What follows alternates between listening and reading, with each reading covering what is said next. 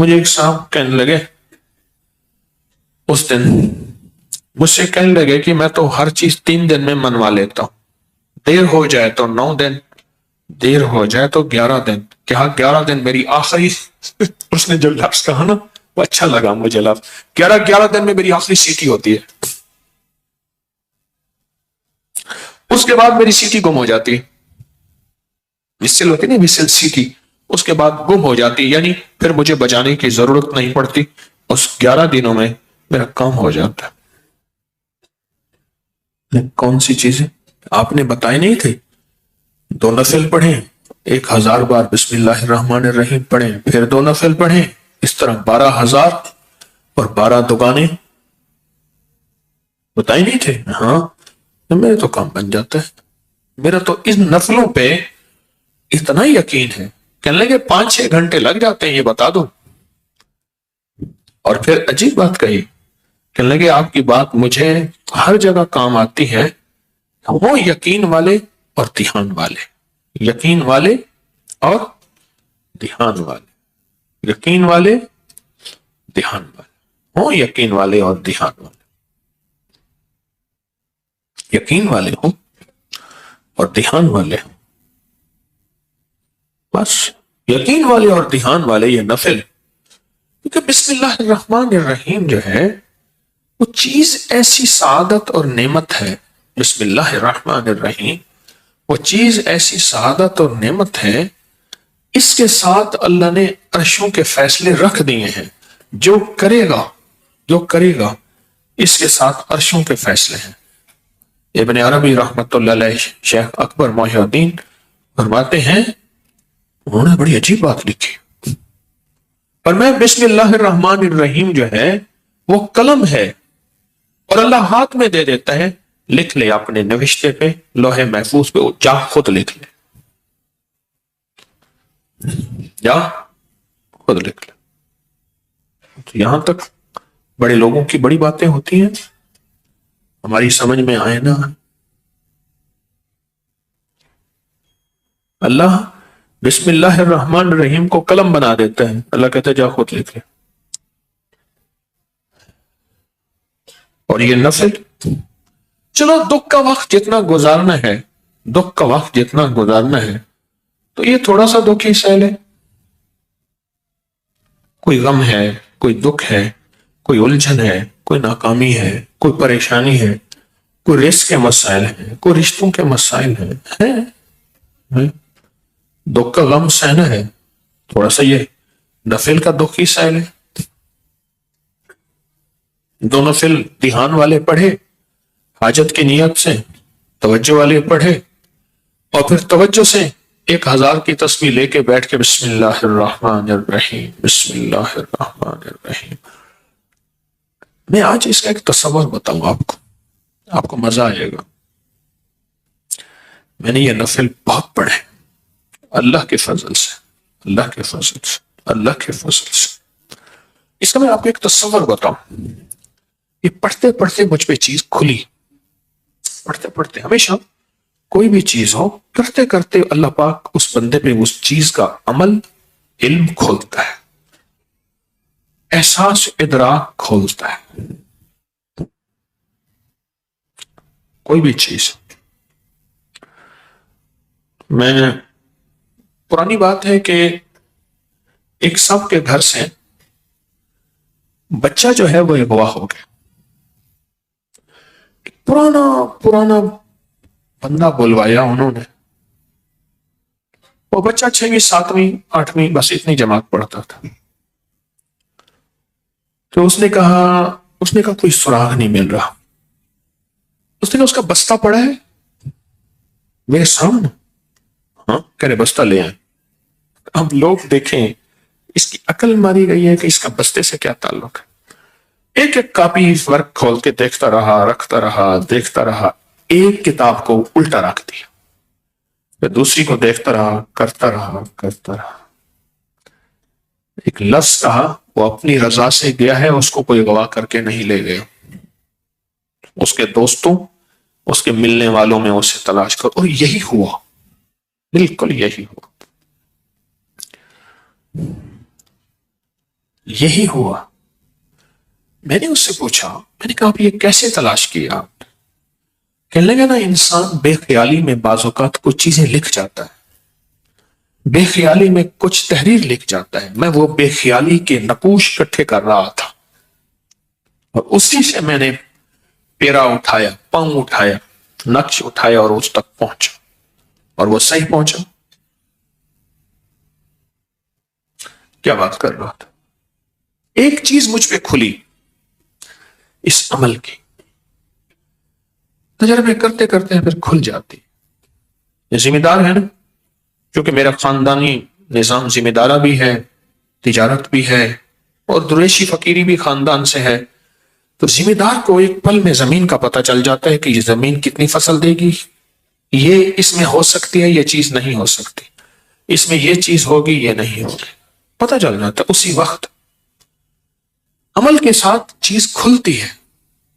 جب انسان کسی بھی چیز میں ڈوبے نا, یہ جج جو ہوتے ہیں پرانے, ایک پل کے اندر یہ بات کو سن کے تہ تک پہنچ جاتے ہیں.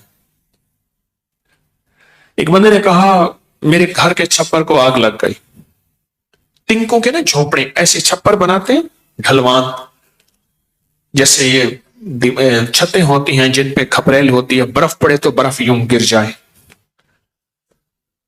اس نے کہا ہاں ہاں پتا ہے مجھے, جیسے آگ لگی ہوگی. بابا بیٹھا تھا, اس نے کہا تندور تمہارا ساتھ ہوگا, تم نے تندور میں آگ ڈالی ہوگی, کچھ چھپر کے ایک دو تنکے نکلے ہوئے ہوں گے, تنکے سے تنکا لگا ہوگا, اور تنکا لگنے کے بعد آگ لگ گئی ہوگی. اس نے کہا بابا بالکل ایسے ہوا. اس نے کہا پترا کئی ڈٹھے, کوئی اڑتے ڈٹھے, کئی ڈھاندے ڈٹھے, کئی اڑتے دیکھے, کئی گرتے دیکھے, کئی اڑتے دیکھے, کئی گرتے دیکھے. چلو اس میں ایک بات یاد آئی, وہ بھی سنا دو. میری والدہ رحمت اللہ علیہ 2 بہن بھائی تھے. ماموں 73 میں 39 سال 40 سال کی عمر میں ایک حادثے میں فوت ہو گئے. جوان تھے. ان کے ایک دوست تھے, تو بڑھاپے میں ان کو اللہ نے مسجد کی خدمت کی توفیق تھی. پھر وہ میری گولیاں بناتے تھے سینکڑے کے حساب سے. ان کو میں ماما امین کہتا تھا, امین تھا ان کا نام. حویلی کے پیچھے بستی ہے, وہاں رہتے تھے, فوت ہو گئے. تو ماما امین نے ایک واقعہ سنا ہے. کہنے لگے کہ میراسیوں نے شادی کی, بیٹے کی ختنے کیے, تو انہوں نے کہا کہ برادری کو بلاتے ہیں, ڈھول ہوگا, چیزیں ہوں گی بہت زیادہ. مائی تکڑی تھی, جو مرد تھا وہ ذرا کمزور تھا, مائی غالب تھی. اس نے کہا اللہ کی بندی, گھر میں پیسہ نہیں تو برادری کو بلائے گی. اس نے کہا میں جانوں, میرا کام جانا ہے. برادری آئے گی, پیسہ دے جائے گی بہت سارا, ہر بندہ نیوتا نیندر پیسہ دے جائے گی, مالدار ہو جائیں گے. میں جانوں میرا کام. ہر جگہ پہ اعلان ہو گیا کہ فلاں ہمارا فنکشن ہے, اور اس طرح جو لوگ آنا شروع ہو گئے. اس نے ایک برتن میں پانی, ایک میں نمک رکھ دیا. مائی نے ایک میں پانی, نمک رکھ دیا. اب برادری دیکھے, کوئی کھانا پینا, کوئی دیگ کی کھڑکاہٹ, کوئی تھالیوں کے شور, کچھ بھی نہیں ہے. کیا ہے؟ تو جب برادری ساری آ گئی تو انہیں کہ جی کھانے کا وقت ہے, لوگ تیار ہے.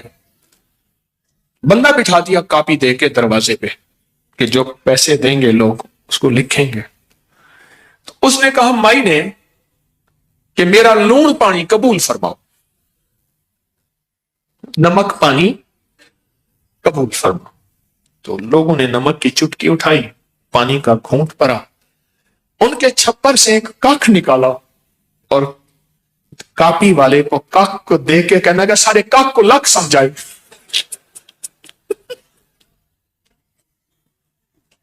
سمجھ گئے؟ تنکا نکالا نا, کاک تنکا نکالا چھپر میں سے, اور جو کاپی لے کے بیٹھا تھا پیسوں کی امید پہ, اس کو کاک دے کے تنکا گئے، کہنے لگا سارے کاک کو لاکھ سمجھو، گئے ساری برادری۔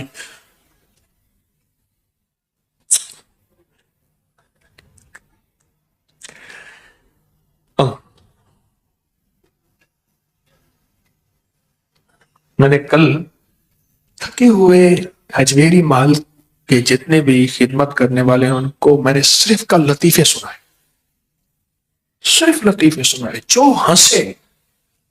میں نے ایک بات سنائی، ایک درویش تھے، وہ سرائے میں جاتے تھے، سرائے ہوتے تھی، آج بھی ترکی میں سرائے ہیں، بخارا، سمرقند، تاشقند میں سرائے ہیں، لیکن اب ان کو ہوٹلیں بنا دیا۔ ہمارے ہاں لاہور میں ایک سرائے سلطان ہوتی تھی، آج بھی اس جگہ کا نام سرائے سلطان ہے، غریبوں کے لیے سرائے بنائی ہوئی تھی۔ تو کیا بات کر رہا تھا؟ صلی اللہ علیہ وسلم۔ ہاں، ایک درویش تھے، وہ سرائے میں جاتے تھے، کیونکہ پردیسی آئے ہوئے ہوتے تھے، چٹکلے سناتے تھے، بیٹھتے تھے، بہت ہنساتے تھے، لوگ پیسے دینے کی کوشش کرتے تھے، وہ کہتے شاید مسخرہ ہے، ہنسانے آیا ہے، اس کا پیشہ ہی ہے۔ کہتے نہیں، میرے سامنے فرمان ہے، جو پردیسی اور مسافر کا دل خوش کرے گا اللہ اسے قیامت کے دن خوش کرے گا۔ یہ دل خوش کرے گا پردیسی اور مسافر کا۔ اور میں نے ان سے کہا دنیا میں گھر کا جھونپڑا ہو اور ٹوٹی چارپائی ہو، اس سے بڑا لاجواب بستر نہیں، چاہے دنیا میں کہیں سونے کا بستر، ریشم کا بستر ہی کیوں نہ ہو، وطن وطن ہے۔ تو آپ اپنے وطن کو چھوڑ کے آئے۔ تو میں نے پھر کل انہیں بہت سارے لطیفے سنائے، کل مغرب کے بعد ہماری محفل تھی۔ پردیسی کو، مسافر کو خوش کرنا اللہ کی رضا کی خاطر، اللہ راضی ہوتا ہے، اللہ بہت راضی ہوتا ہے ایسے بندے سے، اللہ راضی ہو جائے انشاءاللہ۔ تو جو چیز مجھ پہ کھلی ہے نا، اب بتاؤ، میں بات کھلنے کے بعد پھر وہی، چلو ایک اور بات سنا دیتا ہوں۔ ایک مائی میرے پاس آئی، بوڑھی تھی، موٹاپا تھا، یہاں شیکی کا پین ہوتا ہے، درد جسے لنگڑی کا درد بھی کہتے ہیں، ایک ٹانگ میں یہاں سے شروع ہوتا ہے یہاں ختم ہوتا ہے، ان کو یہ درد تھا۔ مجھے کہنے لگی درد تو چل دی ہے، اتنے تک آندی ہے۔ اب یہ سنا کے کہنے لگی، میں نے اپنی بہن سے کہا بہن دیکھ گل سن، آپا مل جائیے، تیری دھی میرا پتر ہے، رشتہ کر لیے۔ حکیم صاحب تسی خود دسو کہ میری بہن دا طریقہ پہ، اچھا میں سڑیا کہ درد نا اتوں چل دی ہے، اتوں میں چل دی ہے، گوڈا میرا اٹھیا نہیں جانا، پیشاب لئی ورتیا نہیں جانا، میں اچھا میں بہن نو کیا، میں دیکھ بہن گل سن، آپ نا رشتہ کر لئیے، تیری دھی میری عمرہ اتنے تلے کوئی مس پھڑ لیا ہے، میری ٹانگ بالکل نہیں ہوتی، اچھا پھر ٹانگ کر کے دے اور چیخ بھی مارے۔ مجھے اچھی طرح یاد ہے اس خاتون کا درد تھا، وہ بھی ایک درد تھا نا، اولاد بھی ایک درد ہوتا ہے، اولاد ایک درد ہوتا ہے، جب بڑی ہوتی ہے تو ماں باپ کی نظریں سوچیں پتہ نہیں کتنی دل کے اندر غم کا ذریعہ بن جاتی ہیں، ذریعہ بن جاتی ہیں۔ تو میرے اوپر ایک چیز کھلی، کس چیز کی؟ بسم اللہ الرحمن الرحیم پڑھتے پڑھتے نا اس چیز کھلی، وہ یہ کھلی کہ اس کو جتنا اللہ رحمان رحیم اور باسمی ان کے استحضار سے پڑھیں گے، اس کی طاقت لاکھ ہزار کروڑ ارب بڑھ جاتی۔ اب یہ استحضار کیا ہے، اس کو ذرا میں کھولوں گا، اگر آپ نوافل یہ ان کیفیتوں کے ساتھ پڑھ لیں، وقت آدھا گھنٹہ اور لگ جائے گا، گھنٹہ اور لگ جائے گا، دکھی تو ویسے ہیں، دکھی تو ویسے ہیں، دکھوں کی زندگی تو ویسے ہی گزاری ہے، تو ایک دکھ اور لے لے پڑھائی کا، توجہ کا. کیوں؟ توجہ کے لیے اپنے اوپر جبر کرنا پڑتا ہے، جبر کرنا پڑتا ہے، جبر کرنا پڑتا ہے. پڑتا ہے یا نہیں کرنا پڑتا؟ نماز میں توجہ میں اپنے اوپر جبر کرنا پڑتا ہے. نماز میں نظریں سجدے کی جگہ ہوں، ادھر ادھر نہ بھٹکے. ہمارے شادرہ کے ایک صاحب ہے، وہ کہنے لگے ایک صاحب نماز پڑھ رہے تھے، ادھر دیکھ رہے تھے، میں نے انہیں آنکھ ماری. یوں ہو گئے. اب دیکھیں پھر وہی بات ٹانگ والی درد والی آ گئی. کہنے لگے اس نے پھر یوں کر کے دیکھا، پھر آنکھ ماری اس نے، پھر اس نے یوں کر دیا. آج لوگوں کو ادھر ادھر دیکھنے کی عادت ہوتی ہے. اللہ کے ہاں ناپسندیدہ عمل ہے، اس کے حبیب کے ہاں ناپسندیدہ عمل ہے. کہنے لگے اب میں انتظار میں تھا یہ پھر دیکھے گا. میں کتنی دیر بیٹھا رہا اتحیات میں جا کے پھر دیکھی، پھر میں نے آنکھ ماری. کہنے لگا پھر نماز کھول کے ہنس پڑا. استحزار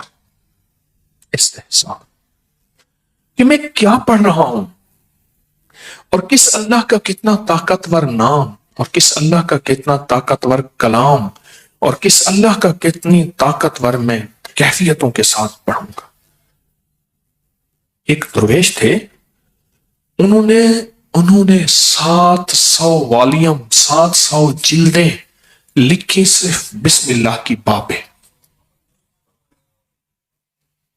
بسم اللہ کی صرف بے پر، جسے بے با کہتے ہیں، 700 جلدیں لکھی کہ بسم اللہ کی با کے اندر کیا کائنات کے راز پوشیدہ ہے. میرے پاس ایک صاحب آئے، مجھ سے کہنے لگے اولاد نہیں ہے، جائیداد بہت ہے، اور میرے قریب والوں کی جائیداد پہ نظر ہے، حتیٰ کہ میرے رشتہ داروں نے جائیداد تقسیم کر بھی لی ہے.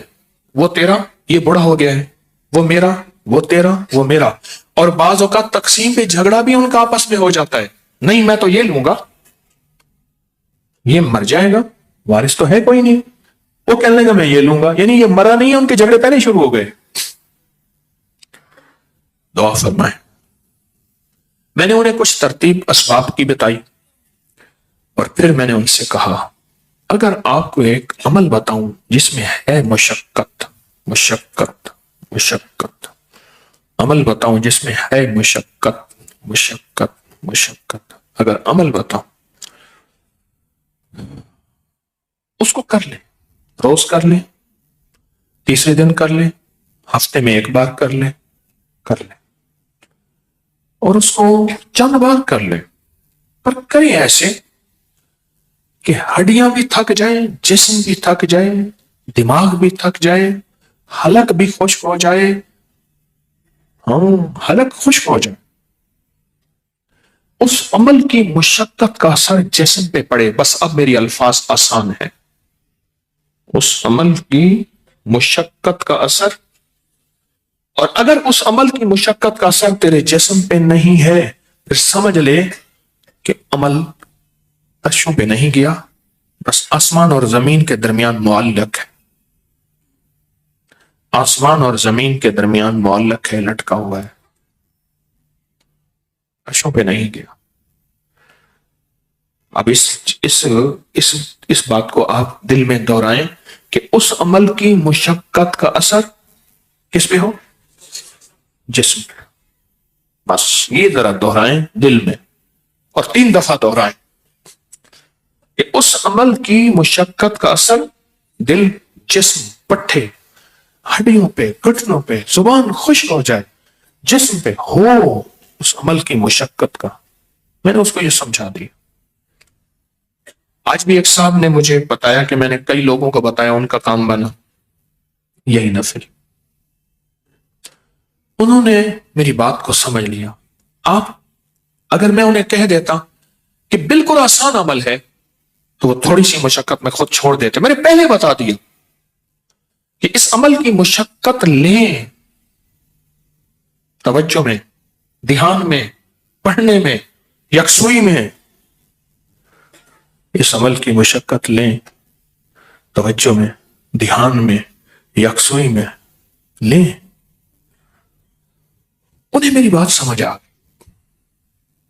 میں نے سمجھایا. اور جب اس عمل کی، اب ذرا غور سے سنیں جو میں آپ کو اپنا راز بتا رہا تھا، اب آپ کو سمجھ آئے گا.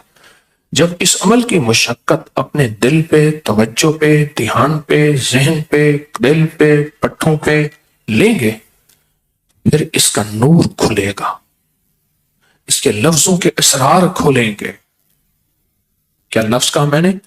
اس کا نور کھلے گا، اس کے لفظوں کے اسرار، راز کھلیں گے، راز، ہاں ہاں کھلیں گے. پھر اللہ کی جیتی جاگتی حیرت انگیز مدد جیگتی جاگتی آنکھوں سے نظر آنا گا شروع ہو جائے گی. اور لفظ اس میں ذات اللہ، اوہ کیا کمال ہے. ایک دفعہ اللہ کہا، ایسے ہے جیسے نا کسی پتھر کو، پیسے کو پھینچو تو وہ نیچے جا رہا شفاف پانی میں نظر آ رہا. ایسے اللہ کہا، ایسی ایسی گھلتے گھلتے گھلتے جس میں اس کا سرور اور سکون جا رہا. اچھی کمال ہے. اس عمل کی مشقت لیں جیسے حجویری محل میں اینٹیں، پتلی پتلی اینٹیں اٹھا کے اللہ اکبر نیچے چلا گاہوں میں لگانے والے، اور وہاں کی صفائیاں وہاں کے سمیٹنے والے، ایسی اس کی مشقت اپنے اوپر لیں. دیکھیں ایک پڑھنے کا طریقہ میں بتاتا ہوں. بسم اللہ الرحمن الرحیم، بسم اللہ الرحمن الرحیم، بسم اللہ الرحمن الرحیم، بسم اللہ الرحمن الرحیم، بسم اللہ الرحمن الرحیم. 1000 جو پورا کرنا ہے، 1000 جو پورا کرنا ہے. ایک ہے بسم اللہ الرحمن الرحیم، بسم اللہ الرحمن الرحیم، بسم اللہ الرحمن الرحیم. اس کی با، اس کی سین، اس کی میم، اس کا ایک ایک حرف اور لفظ اللہ، اور اس کا الرحمن اور اس کا الرحیم، اور اس کی فیض اور اس کی خیر اور اس کی برکت اور اس کی تاثیر اور اس کے فوائد اور اس کے فضائل اور اس کے کمالات اور اس کی کیفیات میرے اندر ایسے اترتی چلی جائیں، اترتی چلی جائیں. درمیان میں وضو کی حاجت ہے، وضو تازہ بنا لے، پانی پینے کی چاہت ہے کو پانی پی لے، پر اس کو توجہ ہو، اونگ نہ ہو، نیند نہ ہو اور غفلت نہ ہو. یہ میرے اوپر چیز اللہ نے کھولی اپنے نام کی برکت سے، یہ کھولی. اور اس کو اس توجہ کے ساتھ بسم اللہ الرحمن الرحیم کو اس توجہ کے ساتھ بس پڑھیں ڈوب کے، نہ ادھر دھیان، نہ ادھر توجہ، نہ موبائل ساتھ ہو، نہ کلاک سامنے ہو، نہ گھڑی سامنے ہو، نہ کسی کی آواز کانوں میں ہو، کچھ بھی نہ ہو. یکسوئی یکسوئی یکسوئی، کوئی چیز سامنے نہ. ذرا یہ پڑھ کے دیکھیں تو صحیح، وقت زیادہ لگ جائے گا، صرف دل کو سمجھانے والی بات ہے. وہ کیا سمجھائیں؟ دل تو زندگی میں دکھ گزارتے گزارتے، زندگی کی تکلیفوں میں وقت گزارتے گزارتے، دل تجھے پتہ ہے تو کہاں سے کہاں نکل گیا، تیرا وقت، تیری زندگی ایسے گزر گئے، کہاں سے کہاں چلا گیا. اے دل، تھوڑی سی یہ مصیبت نہیں، یہ مشقت نہیں، تھوڑی سی یہ برداشت کر لیں. چلو مشقت ہی کہہ دیں، یہ برداشت کر لیں. اس دل کو سمجھانا ہی ہے تھوڑا سا، اور کچھ نہیں کرنا. بس جب دل کو سمجھائیں گے نا، یہ نفل عرشوں سے فیصلہ کرواتے ہیں. اور 2 نفل جو پڑھنی ہے حاجت کے، اگر اس کے ساتھ ایک اضافہ اور کر لیں پھر تو فیصلہ بھی کروائیں، قبول بھی کروائیں، اور اللہ کے خزانوں سے انشاءاللہ دلوائیں ہی دلوائیں، دلوائیں ہی دلوائیں، انشاءاللہ دلوائیں ہی. وہ کیا؟ انہی 2 نفل میں جو 12 دگانے پڑھنی ہیں، انہی 2 نفل میں 2 رکعت نماز نفل صلاۃ الحاجت اور सलात तौबा, बस उन्हीं में नियत दोनों की कर ले, हर दो नफिल की, हर दो नफिल की, हर दो नफिल की, उन्हीं में दो नियत कर ले, उन्हीं में नियत कर ले। क्यों? हमेशा फरमाया इंसान की जिंदगी में वाहिद उसकी खताएं हैं जो उसकी हाजात को, उसकी दुआओं को अर्शों पे जाने से रोकती हैं। वो हैं चीजें जो अर्शों पे जाने से रोकती हैं। हदीस में आते हैं, फरमान है आयशा सिद्दीका रज़ी अल्लाह तआला अन्हा का, मेरे आका ने फरमाया, मफ़हूम है, जब बंदा इस्तिग़फ़ार करता है तो उसकी खताओं का बदल इस्तिग़फ़ार बन जाता है, इस्तिग़फ़ार बन जाता है, इस्तिग़फ़ार बन जाता है, और उसका रिज़्क़ वसी हो जाता है।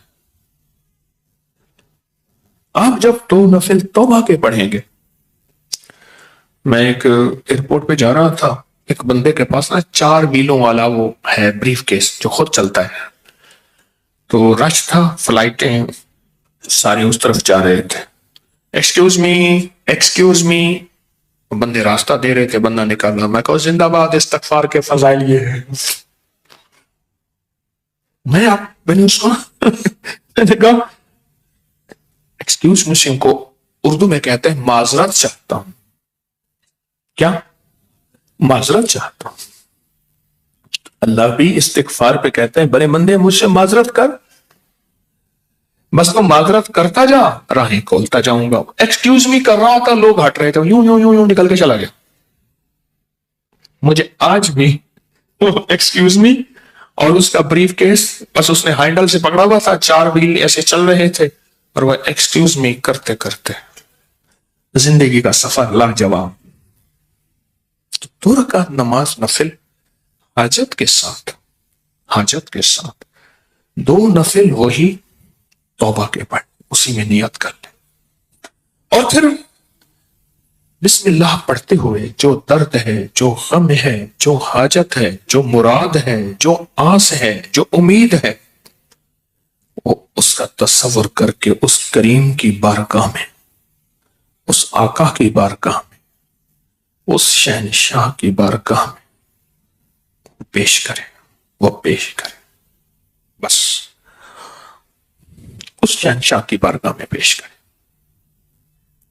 बड़ी अजीब तासीर है, बहुत कमाल है। कुदरत का निजाम देखें, उनके 2 बेटे हुए, अल्लाह ने पहला बेटा दिया, पहला बेटा दिया, अकीके में मुझे बुलाया, मैं गया,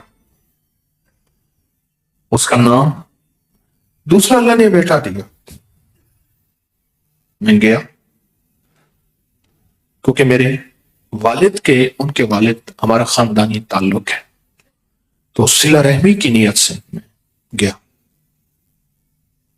अच्छी अल्लाह ने उस बंदे को बख्त लगा दी। अच्छा, वो जो झगड़ा करते थे ना, वो भी आए बैठे थे, उनके चेहरे बिल्कुल सूखे हुए थे, जो मैं तो जानता हूं ये चीज तेरी, ये मेरी, कर नहीं है तो मेरी, आपस में झगड़ा हो गया। उनके चेहरे लटके हुए थे। फिर दूसरा बेटा करीम ने अता किया, उनकी हालत देखने के काबिल थी, मैंने खुद नोट किया, मैंने महसूस किया, और फिर मैंने उनसे कहा, उनके नाम लेके, मैंने इनकी हालत परेशान नजर आ रही है। मुझे चुपके से कहा, राज था, कुछ और लोग भी थे, बस 15-20-25 बंदे थे, मुझे कहने लगे अभी भी ना हो। उन्होंने तो बंदर बांट की हुई थी, ये तेरा ये मेरा, और ऊपर से इन नवाफिल ने फैसले करवा दिए। हाँ, इन नवाफिल ने, पर नवाफिल हो मुशक्कत वाले, पहले से तय कर लें, इन नवाफिल को मैंने इस तरह पढ़ना है कि मेरी हड्डियां भी बोले, मेरा जिस्म भी बोले, मेरा हलक खुश्क हो जाए, मेरा दिमाग, मेरा दिल, मेरी रग रग, मेरा अंग अंग थक जाए, थक जाए। क्यों? थकने के बाद मजदूरी मिलती है, اور وہ مزدوری جو تھکنے کے بعد ملتی ہے، مجھے ایک مزدور نے ایک بات کہی تھی، اس کی میں نے کام دیکھا تو پتہ نہیں اس کی مزدوری اس وقت کوئی 30-35 روپے تھی، میں نے 40 دے دیے۔ اس نے گنا نا تو مجھے کہنے لگے یہ 5 روپے زیادہ ہے۔ میں نے کہا میرا دل چاہ رہا ہے، ایک طرف رکھ کے کہنے لگے یہ مزدوری جو تھکنے کے بعد ملتی ہے وہ حلال ہوتی ہے۔ خیر میں نے اسے کہا، اس نے لے لیا، ایک طرف کر دیا، انہیں جو مزدوری تھکنے کے بعد ہوتی ہے وہ حلال ہوتی ہے، وہ حلال ہوتی ہے۔ کیا بات ہے! جو مزدوری تھکنے کے بعد ہوتی ہے وہ کیا ہوتی ہے؟ حلال ہوتی ہے، وہ حلال ہوتی ہے۔ بات یاد ہے، ایک درویش تھے، ان کے پاس لوگ حاجتیں لے کے آتے تھے، جو زیادہ ان کا چہتا ہوتا تھا کہتے تھے ٹھیک ہے بھائی ایک رات لگانی پڑے گی تیرے لیے، ایک رات لگانی پڑے گی تیرے لیے۔ اور بعد میں راز کھلا کہ وہ ایک رات کیا تھی، وہ ایک رات یہی نفل پڑھتے تھے، دھیان والے، توجہ والے، یقین والے، درد بھرے، اور اللہ سے اس کی حاجت منواتے تھے۔ تو یہ کہتے تھے بھئی ایک رات لگانی پڑے گی، ایک رات لگانی پڑے گی۔ بسم اللہ الرحمن الرحیم، دن کو پڑھ لیں ضروری ہے رات کو، اور مقصد تو سناٹا، تنہائی، اللہ ہو اور بندہ ہو۔ 12 گٹھلیاں لے کے رکھ دے، 1-2 نفل پڑھ لیے، ایک گٹھلی رکھ دی، کاغذ قلم رکھ لیں، اس پہ نشان لگاتے جائیں 1 2 3، تاکہ ذہن سے گننے والی بات کا تصور بھی نہ رہے، ذہن کو اتنا خالی رکھیں، اتنا خالی رکھیں، اتنا خالی رکھیں، گننے والی زندگی ہو ہی نہ، ہو ہی نہ، ہو ہی نہ۔ یہ برکت کے دروازے کھلوائے، یہ بخت کے دروازے کھلوائے، یہ ناممکن کو ممکن جاگتی آنکھوں سے بنا کے دکھائے، یہ ظالموں کو انجام تک پہنچائے، یہ غاصب اور قابض لوگوں کی جڑ سے ان کو ختم کرے، اور یہ ناجائز مقدمات سے نجات دلائے، یہ لا علاج بیماریوں کو، جادو دکھوں کو، تکلیفوں کو، ناکامیوں کو، بے اولادیوں کو۔ یہ ہے وہ راز جس میں راز ہی راز ہیں، یہ ہے وہ راز جس میں راز ہی راز ہے، راز ہی راز، یہ ہے وہ راز، یہ ہے وہ راز۔ اس پہ جو ہے جتنا دھیان اور جتنی توجہ اور جتنا ڈوب جانا، ڈوب جانا، ڈوب جانا، بس اس میں فیصلے ہوتے تھے۔ میں نے اس میں ایک اور کام کیا، پھر ایک اور کام کیا، میں نے بہت عرصہ ہو گیا، میں نے فیصلہ کیا کہ میں نے ہر شب جمعہ میں یہ نفل پڑھنے، کیونکہ شب جمعہ کی اپنی فضیلت ہے، اور ضروری نہیں آپ کو جو وقت فرصت ہو، فرصت ہو، فرصت ہو، اور جس وقت میں یکسوئی ہو۔ کیوں؟ ایک بات یاد رکھنا، اگر آپ سارا دن کے تھکے ہوئے ہوں گے، تھک کے یہ نفل پڑھیں گے تو توجہ نہیں بنے گی، یاد رکھنا۔ چاہے جتنے کافیوں کے چائے کے گھونٹ پیئیں، میرے ساتھ صحرا میں ایک ساتھ جاتے تھے ایک صاحب، تو وہ گاڑی میں نا انہوں نے خشک کافی رکھی ہوتی تھی، خشک کافی پھانکتے رہتے تھے، خشک کافی کھاتے رہتے تھے، چٹکی چٹکی کھاتے رہتے تھے، کہتے تھے یہ خشک کافی میری آنکھ کھولتی ہے اور مجھے نیند نہیں آتی۔ تھکا ہوا جسم ہونا اس وقت نہ پڑھیں، اس جسم کو سکون دینے کے بعد جب اس کو پڑھیں گے، کیونکہ اس عمل نے تھکانا ہے، اس عمل نے تھکانا ہے پہلے بتا دوں، اور تھکائے بغیر یہ عمل فیصلہ نہیں کرواتا، یہ بھی بتا دوں، تھکے بغیر یہ عمل فیصلہ نہیں کرواتا۔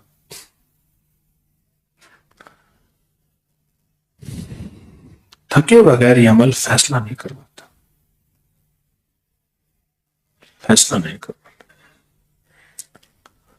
اس عمل پہ اپنے آپ کو تھکانا ہے، تھکانا ہے۔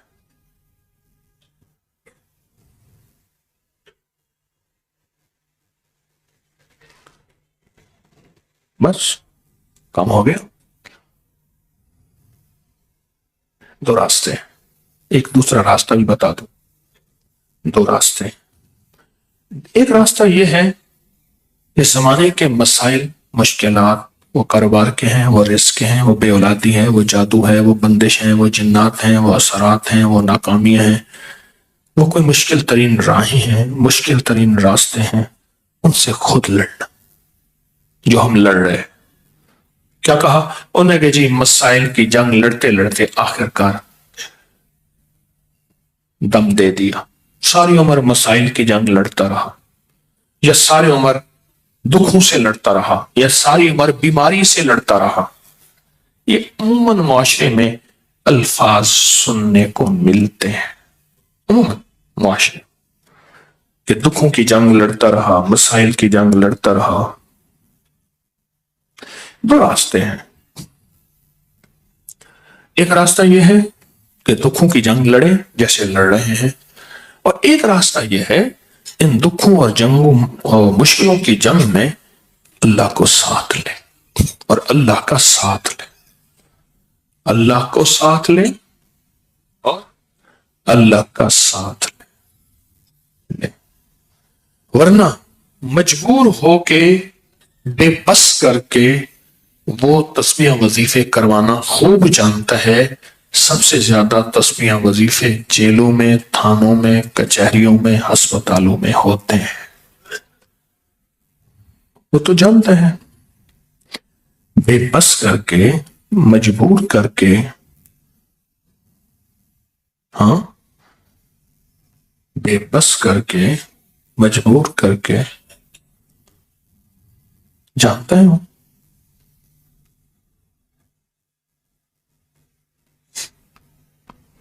دو راستے ہیں، دو راستے۔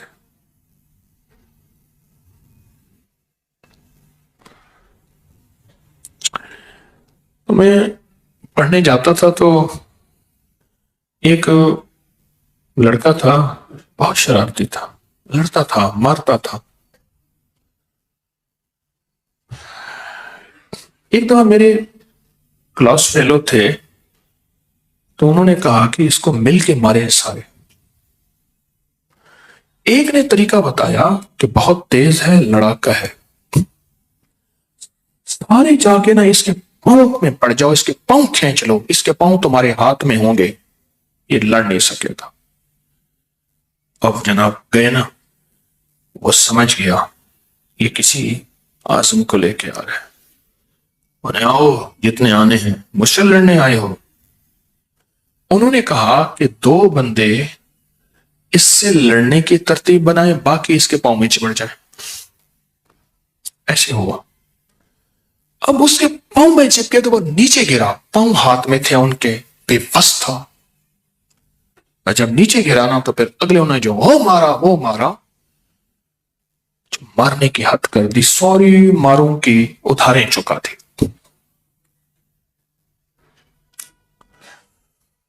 ہم اپنے ہاتھوں میں اللہ کی رحمت کو ایسے تھام لیں اور اللہ کو لے لیں۔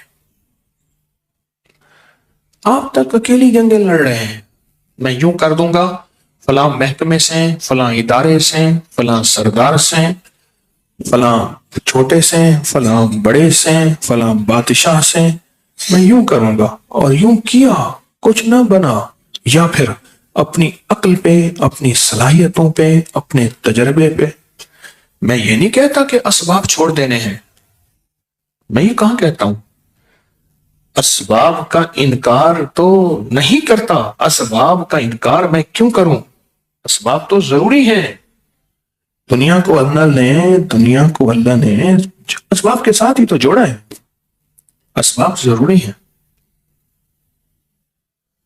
پر مسبب الاسباب کو اگر ساتھ نہ لیا تو اللہ کہتا ہے کہ میرے بندے، ایک حدیث قدسی کا مفہوم ہے، ایک تیری چاہت ہے، ایک میری چاہت ہے۔ میرے بندے، جو میں چاہتا ہوں تو وہ چاہ لے، ہوگا وہ جو تو چاہے گا، اور جو میں چاہتا ہوں اگر تو نے وہ نہ چاہا، تجھے تیری چاہت میں رلا دوں گا، تجھے تیری چاہت میں ایسے رل جائے گا۔ جو میں چاہتا ہوں تو وہ چاہ لے، پھر جو تو چاہے گا وہ میں چاہ لوں گا۔ اور اگر تو نے میری چاہت کو اپنی چاہت نہ بنائی، میری چاہت کو اپنی چاہت نہ بنایا، میں تجھے تیری چاہت کے اندر بس ایسے زندگی گزر جائے۔ مجھ سے کہنے لگا، بچہ تھا اس وقت 5-6 سال کا، انگلی پکڑی ہوئی تھی۔ ان صاحب نے مجھے کہا، کہنے لگے اس طرح چھوٹا سا بچہ تھا، میرے والد نے مجھے کہا تھا کہ بیٹا انشاءاللہ ہمارے دن کبھی پھریں گے، اور کہا میرے والد کہتے تھے بیٹا اسی طرح میں چھوٹا تھا تو میرے دادا نے مجھے کہا تھا کہ ہمارے دن پھریں گے۔ 3 نسلوں کی کہانیاں تو ہمارے سامنے، ہمارے دن نہیں پھرے۔ اور اسی آس میں دادا مر گیا، والد جوان ہو گیا، والد مر گیا، اب بیٹا جوان ہو گیا، اب اس کا بیٹا ہے، اور وہ کہتے ہیں اسی آس میں کہ ہمارے دن پھریں گے، کبھی خزاں بہار میں بدلے گی، کبھی خزاں بہار میں بدلے گی، کبھی تپتی دھوپ ٹھنڈی چھاؤں میں بدلے گی، پر نہ بدلی۔ تو پھر میں نے اس سے کہا، میں نے کہا اب یہ بچہ اپنے بیٹے سے کہے تو یہ چاہتا ہے؟ کہ نہیں۔ میں نے کہا جو میں کہوں وہ کر، جو میں کہوں وہ کر۔ اس وقت وہ شخص بہت خوشحال ہے، واقعتاً خوشحال ہے۔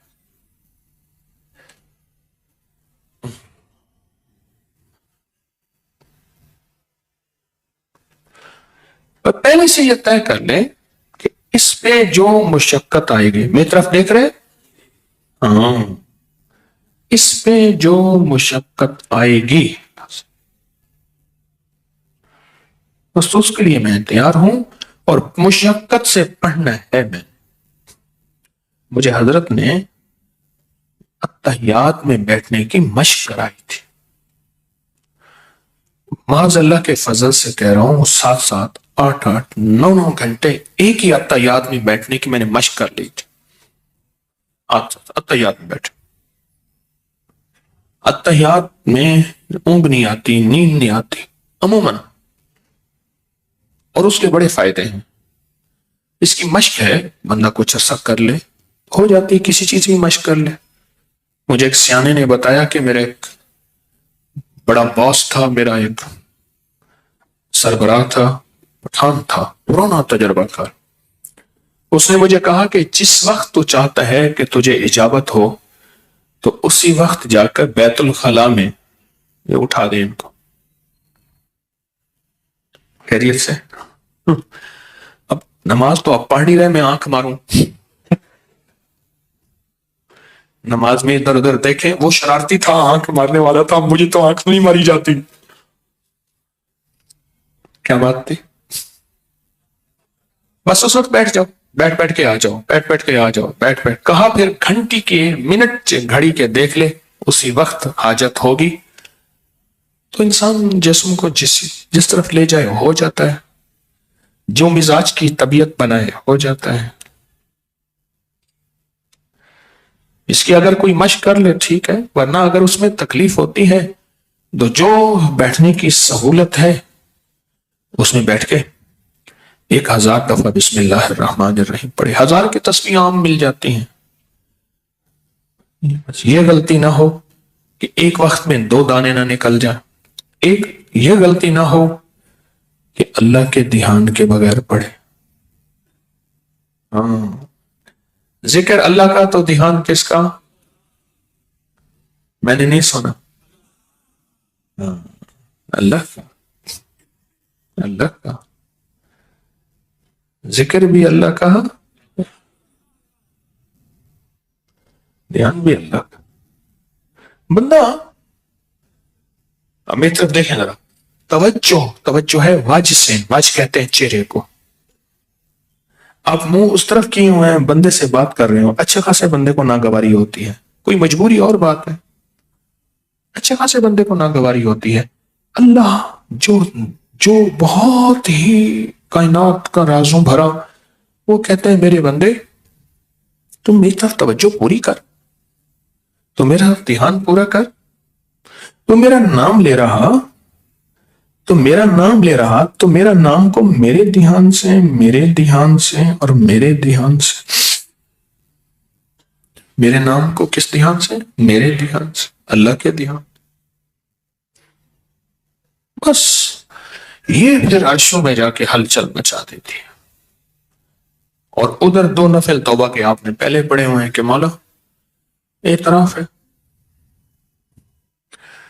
میں نے اس شخص کو دیکھا، یہ لکڑیاں اٹھانے والے ٹرالی ہوتی تھی جس کے ادھر ادھر لکڑیاں دی ہوئی ہیں، موٹی موٹی لکڑیوں، درختوں کے تنے اٹھاتی تھی ٹرالی. پرانا روسی ٹریکٹر ہوتا تھا، پرانا ہیوی، اور وہ اس کا ڈرائیور ہوتا تھا، اور اس کو کہتے تھے حضور انور. وہ ہر بندے کو حضور انور کہتا تھا.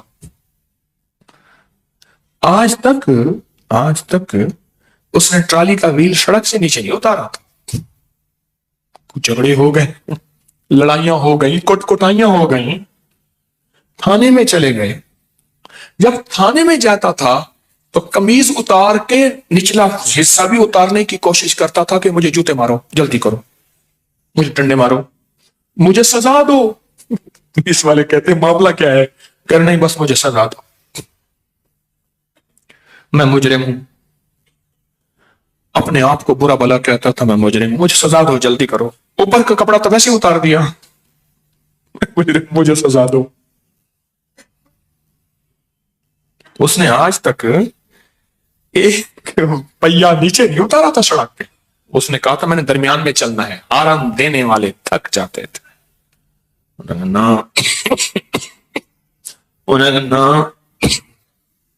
ایک نہیں ہے، وہ جھگڑے بھی ہو جاتے تھے، بہت سارا کیس آگے نکل جاتا تھا، اور وہ بچتا کس اس کے پاس غور تھا؟ وہ یہی تھا کہ مجھے سزا دیں، جلدی کریں، مارے.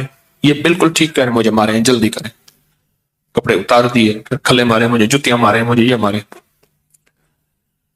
جب بندہ اللہ کے سامنے اعتراف جرم کرتا ہے اور کہتے ہیں مولا زندگی کے دن رات سیاہ ہے، بس میرے پاس اور کچھ نہیں ہے، میں نفل پڑھ رہا ہوں، توبہ کے، معاف کر دے، تیری مہربانی ہے.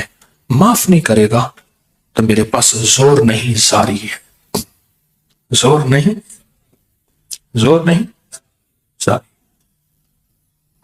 اللہ پاک کہتے ہیں اس کو سزا دینی کیا ہے؟ پہلے ہی اس نے اپنے آپ کو پیش کر دیا ہے، پہلے ہی مانے بیٹھے ہیں. تو فرشتوں اس کو وہ دو جو اس کی منشا ہے. ہاں فرشتوں اس کو وہ دو جو اس کی منشا ہے. اور منشا کسے کہتے ہیں؟ منشا کسے کہتے ہیں؟ من کی شاہ. ہاں آج تک منشا کو سوچا. من شاہ کہتے ہیں، انہوں نے کہا جی پانی شاہ تک اتر گیا، اندر گہرا چشمہ جو 7 زمینوں تک پانی ہے.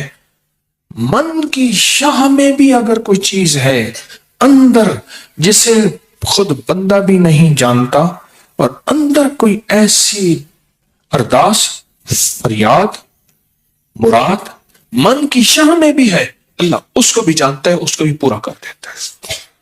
من کی شاہ میں، من کی شاہ، اللہ اس کو بھی پورا کر دیتا ہے.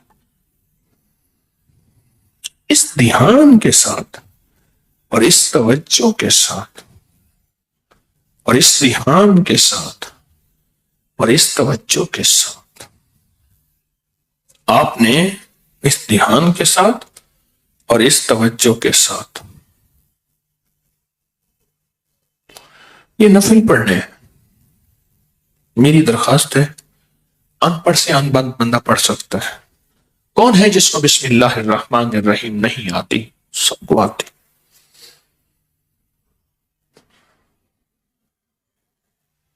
تو پہلے طے کر لیں. حلق خشک ہو جائے گا، گھٹنے درد کریں گے، کمر درد کریں گے، اور ضروری نہیں کریں، لیکن جب پہلے سے طے ہو نا، انہیں کہا دیکھو بات سنو، سفر لمبا ہے، آگے موڑ آئے گا، اس طرف کانٹے پڑے ہوں گے، ان سے ذرا بچ جانا، ایک ہاتھ لگ جائے تو شیشہ نہ کرنا، سفر پہ پہنچنا. آگے جائے گا تو اس طرف یوں ہے، اس طرف یوں ہے. انہیں کوئی منزل پہ پہنچنا ہے، کیا کروں؟ ٹھیک ہے پھر جاؤں گا. ہے پہنچنا ہے نا منزل پہ، میں ٹھیک ہے جاؤں گا. چونکہ اسے پہلے سے پتا ہے کہ سفر میں راحت کی توقع نہ رکھنا. مجھے ایک صاحب نے نصیحت کی، پرانا حاجی تھا، اس نے کہا حج میں راحت کی توقع نہ رکھنا، مل جائے تو سعادت سمجھنا، توقع رکھے گا پھر لڑائی جھگڑا ہوگا کہ آپ نے تو ہمارے ساتھ یہ وعدہ کیا تھا، آپ نے تو یہ کیا تھا، آپ نے تو یوں کیا تھا، آپ نے تو یہ کہا تھا. بابا جی تھے تو انہوں نے نا اولاد نے پیسے دے کے بابے کو حج پہ بھیج دیا، بیچارہ لاوارث. لفٹ میں ہر بندہ سامان لے کے چلا جائے، بابا کھڑا ہو، تو بابے نے گالیاں دینی شروع کر دی. تو وہ ایک درویش تھے فیصلہ باد کے، فوت ہو گئے. تو وہ کہنے لگے نہ بابا جی، عورتیں کھڑی ہیں، تیاں نے ساریاں میری بیٹیاں ہیں. پھر اس نے پتا کیا لفظ کہا؟ انہوں نے کہا نا نعت خانہ نے مجھے تھا مار دیتا ہے، مجھے نعت خانوں نے نعتیں جو سنائیں، مجھے ہو گیا شوق حج کا. دوسرے لفظوں میں اس کے اندر بے قدری تھی، اور اس بے قدری کی وجہ وہ پہلے سے مشقت کے لیے تیار نہیں تھا. کیا نہیں تھا؟ انہوں نے کیا کیا؟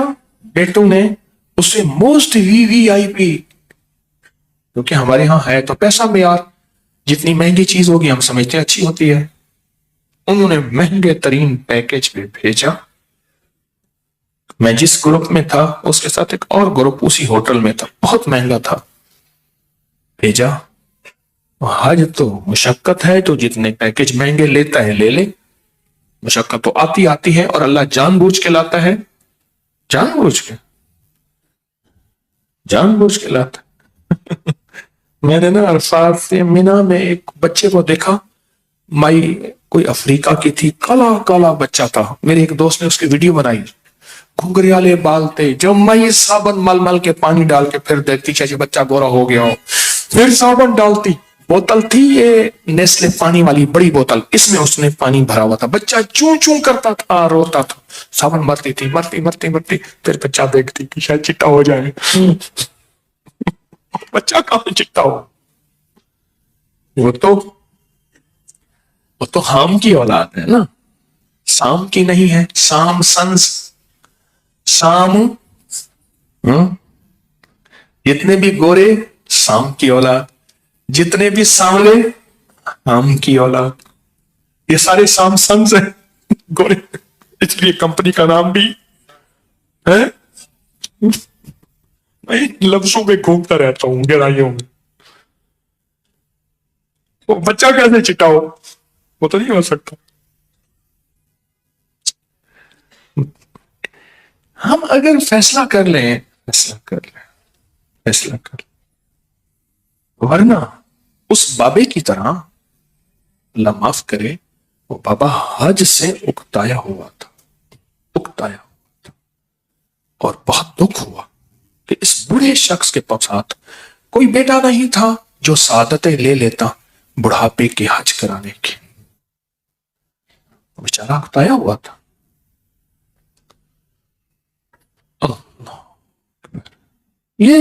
یہ نفل فیصلے کرواتے ہیں. میں سالہ سال سے بتا رہا ہوں،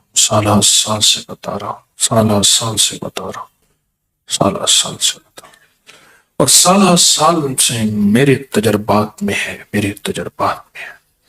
اور میں نے جس کو بتایا اور جس نے محنت کی، پڑھا، وہ مسئلہ اس کا بے اولادی کا ہے یا بے روزگاری کا ہے.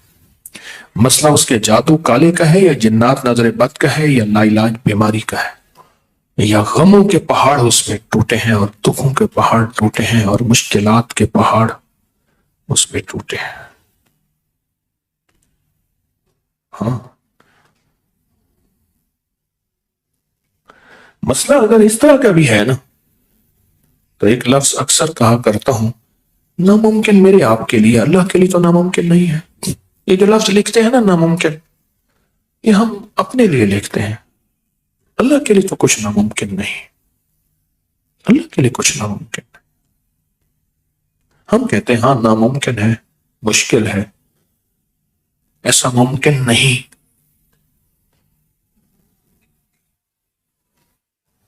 ایسا ممکن نہیں۔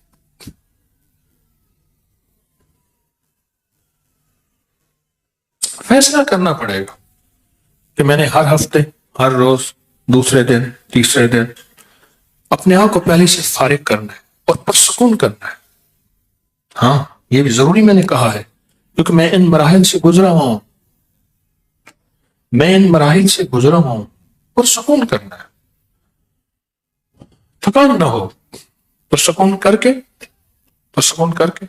میں آج نہ تھکا ہوا تھا، میں نے تھکا ہوا تھا، میں نے کہا بیٹے سے کہوں گا بیٹا آج ممبر پہ بیٹھ جا، تھکا ہوا، ابھی تک بھی تھکان ہے۔ پھر میں نے کہا تیری تو ذمہ داریوں میں شامل، کیونکہ یہ تسبیح خانے کا سفر مجھے لمبا سفر محسوس ہو رہا، کیسے جاؤں گا؟ ارادے کرتا تھا پھر توڑ دیتا تھا، ارادے کرتا تھا۔ بیٹا ایک اوپر تھا، کہتا ہم چلے، ہم چلے، ہم چلے، ہم چلتے ہیں، چلتے ہیں، کیونکہ ذمہ داریاں بہت زیادہ وہاں بکھری ہوئی ہیں۔ ارادے کرتا تھا، توڑ دیتا تھا، چل پڑا۔ جب یہاں آیا تو تھکا ہوا، اور پھر میرے من ارادہ تھا کہ میں نے کہا گھنٹہ پونا بات کر کے میں دعا کرا دوں گا، بات ہی ختم نہیں ہو رہی۔ ایسا درد اٹھتی نا حضرت، اے میں تو جاندی ہے اے نا ایتھے گوڑا، گوڑا باقاعدہ چیخ نکلتی تھی مائی کی۔ اچھا میں بہن ہوا کیا، دیکھ بہن پسند مل رہی ہیں، رشتے بھی ہو رہے ہیں، درد بھی گنے جا رہے ہیں، کتنی دیر میں بات سنتا رہا۔ اچھا میں نے کہا ٹھیک ہے میں دوائی دیتا ہوں، نا میری گل پوری سن، تو میں نے وقت دینا ہے۔ وہ گل پوری کیا سنیے، اس بات کے اندر تو دوسری بات بھی ہے، بہن کے ساتھ رشتہ ہے۔ تو تھک جائے، تھک جائے، اس تھکنے پہ نا اس کو ترس آتا ہے، تھکنے پہ ترس آتا ہے۔ قدرت اللہ شہاب نے کہا کہ میں جنگ میں ڈی سی تھا، پرانا، تو میں نے زمینیں تقسیم کرنی تھی، لاٹیں، سرکاری زمینیں ذمہ داروں کو دینی تھی۔ میرے اوپر سفارشوں کا بوجھ تھا بہت زیادہ، فلاں بڑے کی سفارش، فلاں بڑے کی، کہ اس بندے کو اتنی لاٹیں دینی ہے، اتنی۔ کہا میں نے ساری ایک طرف رکھی، جو آتا تھا اسے ہاتھ ملاتا تھا، بندے کو کہتا تھا اس کو 1 لاٹ دے دو، اس کو 2 دے دو، اس کو نہ دو، ہاتھ ملا کے نا بندہ آگے آگے آگے، اس کے ہاتھ کی سختی پڑتا تھا، اس کا ہاتھ کتنا سخت ہے، مشقتی ہاتھ ہے، محنتی ہاتھ ہے۔ تو کہا اس محنتی ہاتھ کو پھر میں زمینیں تقسیم کی، میں نے کسی کی سفارش نہیں سنی، محنت کی بنیاد پہ میں نے لاٹیں ساری الاٹ کر دی۔ میرا اللہ بھی ایسے ہاتھ ملائے گا، مثال دے رہا ہوں، ہاتھ ملائے گا، اللہ کہے گا، فرشتے کہیں گے یا اللہ یہ نفل والے مشقتی جسم ہے، تو اللہ کہے گا اس کو دے دو، اس کو عطا کر دو، اس کو خالی نہ بھیجو، اس کو خالی نہ بھیجو، اس کو خالی نہ بھیجو۔ اس نے بڑی مشقت کی ہے، اور 12,000 دفعہ میرے نام اللہ کو پکارا ہے، 12,000 دفعہ میرے رحمان نام کو پکارا ہے، اور 12,000 دفعہ اس نے میرے رحیم نام کو پکارا ہے، اور توبہ کے نفل پڑھے ہیں، توبہ توبہ کی ہے، اور مجھے منایا اور مجھے راضی کیا، ایسے بندے کو خالی بھیجیں، مناسب نہیں۔ اس کو دے دو اس کو دو۔ یہ رویا بہت ہے، رو رو کے پڑھائے، گڑ گڑا کے پڑھائے، اب میں ذرا اس کو ہنستا بھی دیکھوں۔ ہاں، اب میں اس کو ہنستا بھی دیکھوں، ہنستا بھی دیکھوں۔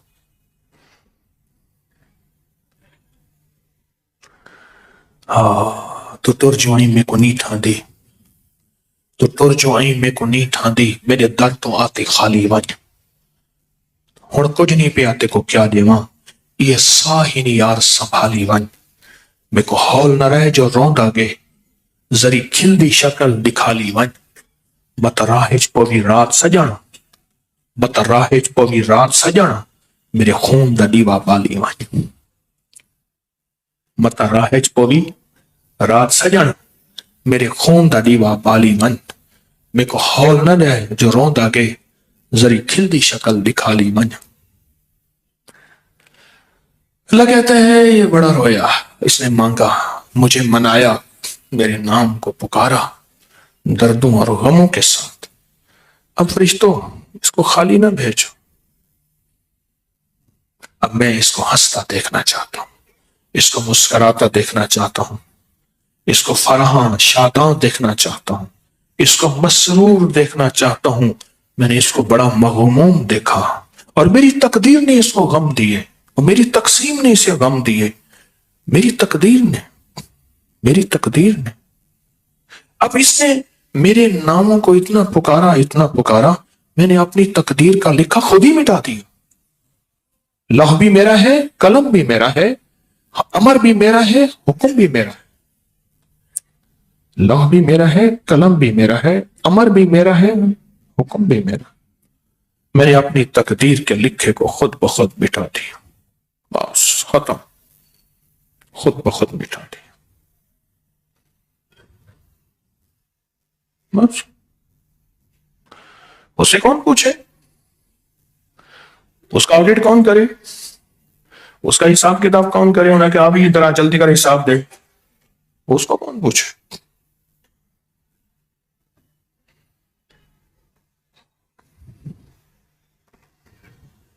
تو میں تو چاہوں گا وقت نکالے، کیا ارادہ بنا،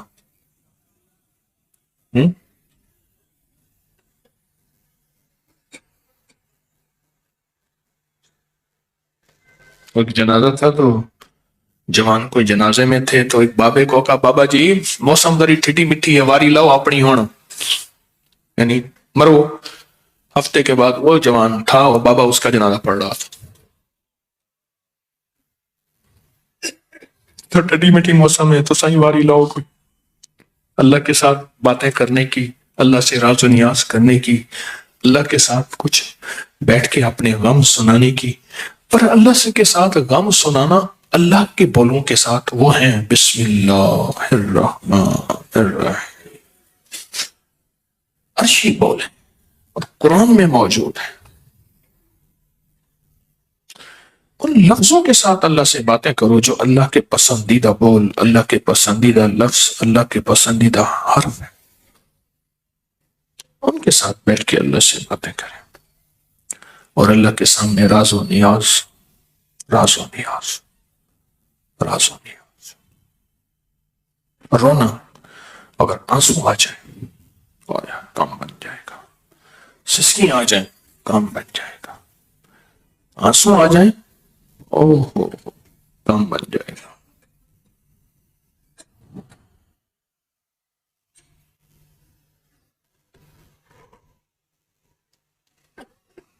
کیا خیال ہے؟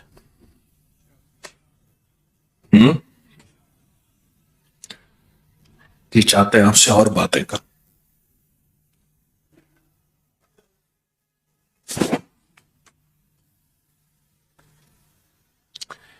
کام بن جائے گا۔ واحد ہستی ہے جس سے کام نکلوانا نہایت آسان ہے۔ عجیب بات، اس کی رحمت کا یہ فکرہ بولنے سے پہلے میں ہنس پڑا خود، واحد ہستی ہے جس سے کام نکلوانا بہت آسان ہے. کیوں؟ اس میں صفت رحمان ہے. اور شیخ ابن عربی محی الدین نے کیا فرمایا؟ اللہ کہتا ہے بسم اللہ کو قلم بنا لے، لکھتا جا مٹاتا جا. بس. واحد ہستی ہے جس سے کام نکلوانا نہایت آسان ہے. واحد ہستی. خود سوچ لیں، اس واحد ہستی کے ساتھ کے کام سے، اس سے کام نکلوانا بالکل آسان تھا. ہمارے ایک مرحوم مخلص تھے، ان سے کوئی بات بھی کرتے تھے نا تو کوئی مسئلہ ہی نہیں ہے، آپ ادھر چائے پکائیں، جتنی دیر چائے پکانے میں لگتی ہے اتنی دیر میں کام ہو جائے گا. لکڑی کا آیا ٹرک، تو انہوں نے طے کیا کہ لکڑی کا ٹرک آئے گا یہاں لنگر کے جلنے کے لیے، تو 7 بندے بھی آئیں گے اور وہ اس چھت پہ، ابھی یہ اوپر کا نظام نہیں بنا تھا، تو اس چھت پہ ڈال دیں گے، اور کوئی مسئلہ ہو مجھے فون کرنا. رات کی آدھی رات میں لکڑی کا ٹرک، ان کا فون بند. اب بیچارے ساری رات لکڑی چھت پہ پہنچاتے رہے. صبح ان کا فون کیا تو ان کے پاس کچھ دلائل تھے جو کوئی نہیں توڑ سکتا تھا. کہنے لگے، انہوں نے کہا لکڑی کے ٹکڑے کیسے کریں گے؟ انہوں نے کہا پٹھان آئیں گے، آرا لائیں گے، بر ایسے کریں گے. اسی یہی لفظ کے تو چاہ پکانی ہے، ٹوٹے کر کے رکھ دیں گے. آپ نے چائے پکانی ہے ٹوٹے کر کے، یعنی ٹکڑے کر کے رکھ دیں گے، مسئلہ ہی کوئی نہیں ہے. پٹھان آیا، پتا چلا فون پھر بند.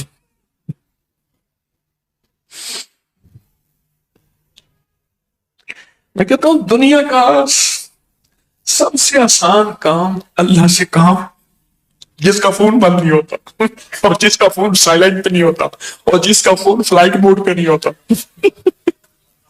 ہاں سچی بات. وہ ہمارے ایک دوست ہے تو کہنے لگے یہ رات کو سارے فلائٹ موڈ پہ ہوتے ہیں پی کر، سارے فلائٹ موڈ پہ ہوتے.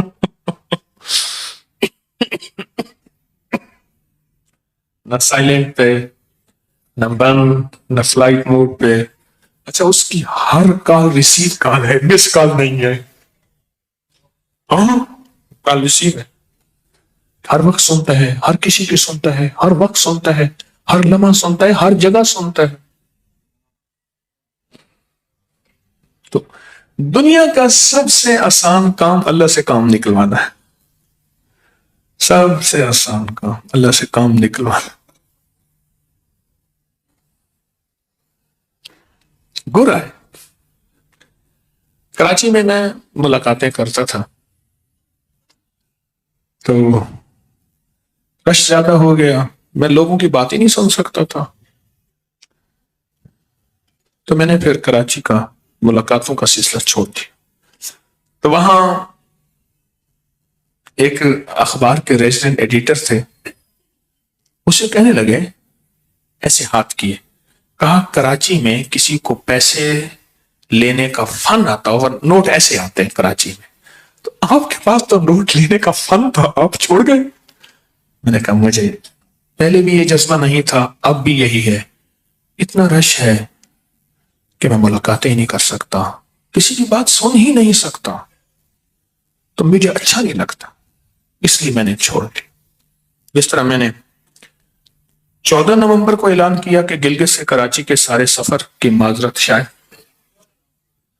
14 نومبر کو اعلان کیا معذرت کی کہ گلگت سے کراچی جتنے بھی سفر تھے ان سب سے معذرت، اور بہت معذرت کی، بہت معذرت کی. تو سب سے آسان کام کس سے کام نکلوانا، اور اس کا گر آج تک نہ ہم نے جانا نہ کسی نے بتایا. قصور تو ہمارا ہے بلکہ میرا ہے، نہ ہم نے جانا نہ کسی نے بتایا کہ سب سے آسان کام اللہ سے کام نہیں. لیکن زندگی میں کثرت کے واقعات یہ ملیں گے کہ نسلوں کے لیے کچھ چھوڑ کر گئے. اگر مال حلال جمع ہو جائے، غور سے سنیے گا، مال حلال جمع ہو جائے تو اگر گناہ ہوتا تو اس پہ تو سخت وعید ہوتی، عذاب ہوتا، انگارے ہوتے، تو پھر یہ زکوٰۃ کیوں ہے؟ کہ آپ کے پاس سونا ہے، آپ کے پاس زیور ہے، آپ کے پاس چیزیں ہیں، آپ کے پاس مال ہے، اگر طیب طاہر ہے، پاکیزہ ہے، تو اس کے لیے تو زکوٰۃ ہے. یہ زکوٰۃ اسی کے لیے تو ہے.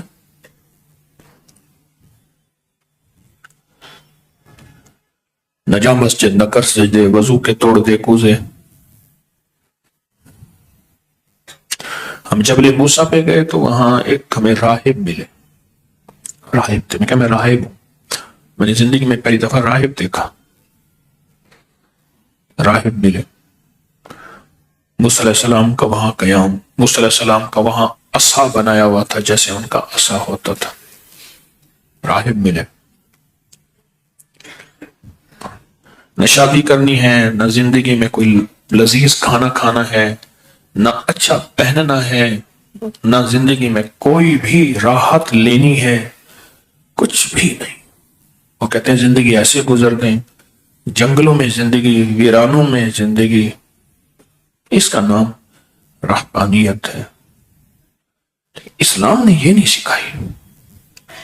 اسلام میں گھریلو زندگی بھی ہے، کاروباری زندگی بھی ہے، اہل و عیال کی زندگی بھی ہے کہ اہل و عیال اور معاشرہ بھی ہے، صلہ رحمی بھی ہے، رشتہ داری بھی ہے، معاملات لین دین بھی ہیں. اسلام کی زندگی میں ایک پوری معاشرت ہے، ایک پورا نظام اور پورا نظم ہے. پورا نظام ہے، پورا نظم ہے. لیکن یہ پورا نظام اور نظم ہوتے ہوئے ہم اپنی نسلوں کے لیے کیا کر رہے ہیں؟ نسلوں کے لیے کیا کر رہے ہیں؟ میں کراچی گیا تو میں نے اپنے مخلص سے کہا کہ یہ موبائل نمبر ہے، یہ نام ہے فلاں آدمی کا، اس سے ملنا ہے. میرے والد صاحب رحمۃ اللہ علیہ نے مجھے وصیت کی تھی کہ بیٹا اس بندے کا اکرام کرنا ہے. میں نے موبائل نمبر ان کا لیا تو کہنے لگے کراچی کی فلاں جگہ، فلاں کالونی اور فلاں میں رہتا ہوں. تو وہ کراچی کے مخلص کہنے لگے ہاں میں جانتا ہوں، لے چلتا ہوں.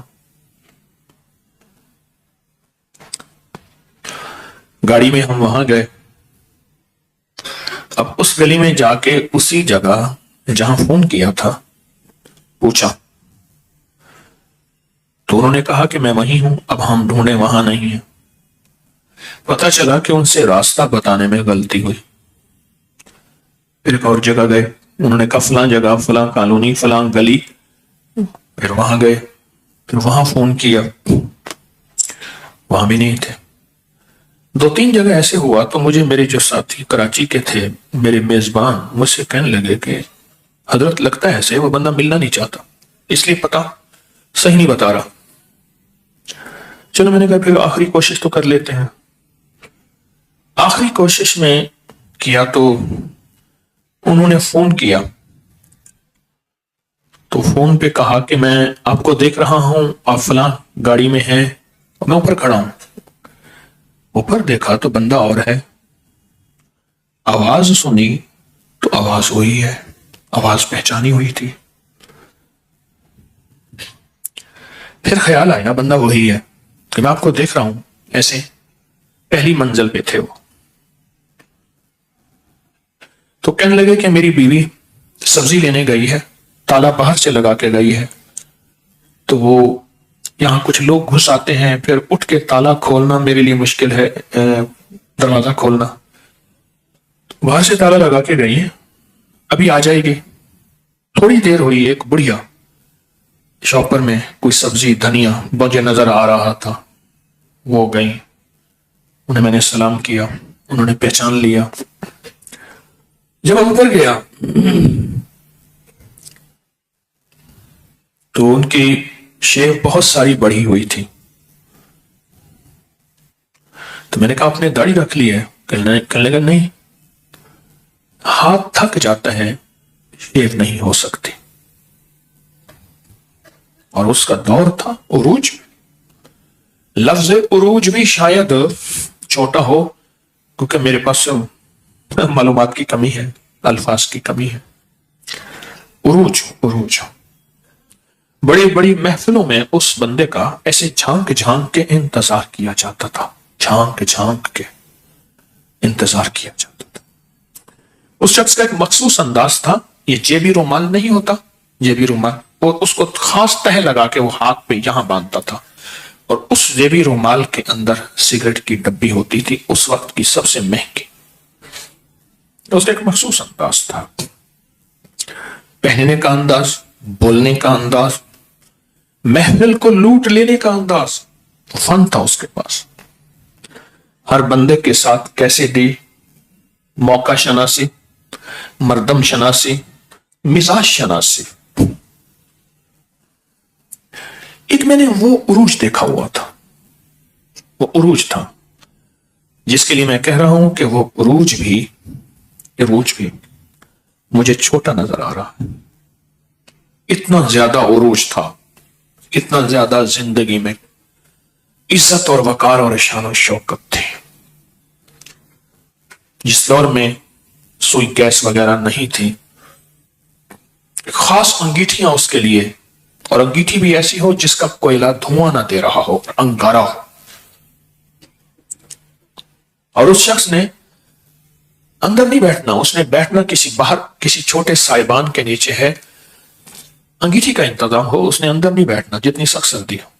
اس کا ایک اپنی انداز ہے، اس کا اپنا ایک ناز تھا.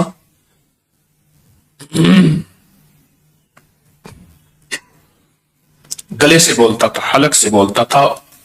تو بولتا ہی ہر بندہ حلق سے ہے، لیکن اس کے بولنے کا کوئی خاص انداز تھا. میں گیا نا تو بیٹھا. انہوں نے تازہ تازہ سوٹ پہنا ہوا تھا جس کے بٹن کھلے ہوئے تھے کہ وہ بٹن نہیں دے سکتے تھے، ہاتھوں میں سکت نہیں تھی. تازہ تازہ سوٹ بتا رہا تھا، پہنا ہوا تھا. گھر آخری درجے کا بکھرا ہوا تھا. میں بیٹھا تو کیا حال ہے، خیریت سے ہیں؟ میں نے کہا آپ کو ڈھونڈا، کہہ رہے شرمندگی ہے. مجھے دراصل باہر کے راستوں کا پتہ نہیں. اب میرے ساتھ جو بیٹھے تھے، جو کہنے لگے حضرت وہ ملنا نہیں چاہتے، وہ بھی محسوس کر رہے تھے اس شخص کی بے بسی. بیٹا ہے، اس کی بہت بڑی جاب ہے، بہو ہے، اس کی بھی جاب ہے، بس وہ چلے جاتے ہیں. میں ہوں، بس میری بیگم ہے. میں نے محسوس کیا کہ اس کی جیب میں تو پیسے بھی نہیں ہیں، اس کے حالات تو بڑے کمزور ہیں. جاتے ہوئے میں نے کچھ مضبوط نوٹ اس کی جیب میں ڈالے، اور اس نے زیادہ انکار نہیں کیا، تھوڑا سا اصرار قبول کر لیا، جیب میں نے ڈال دیا. اب یہ پس منظر آپ ذرا سن لیا، آپ نے یہ دیکھ لیا، اب اس کا پس منظر سنیں.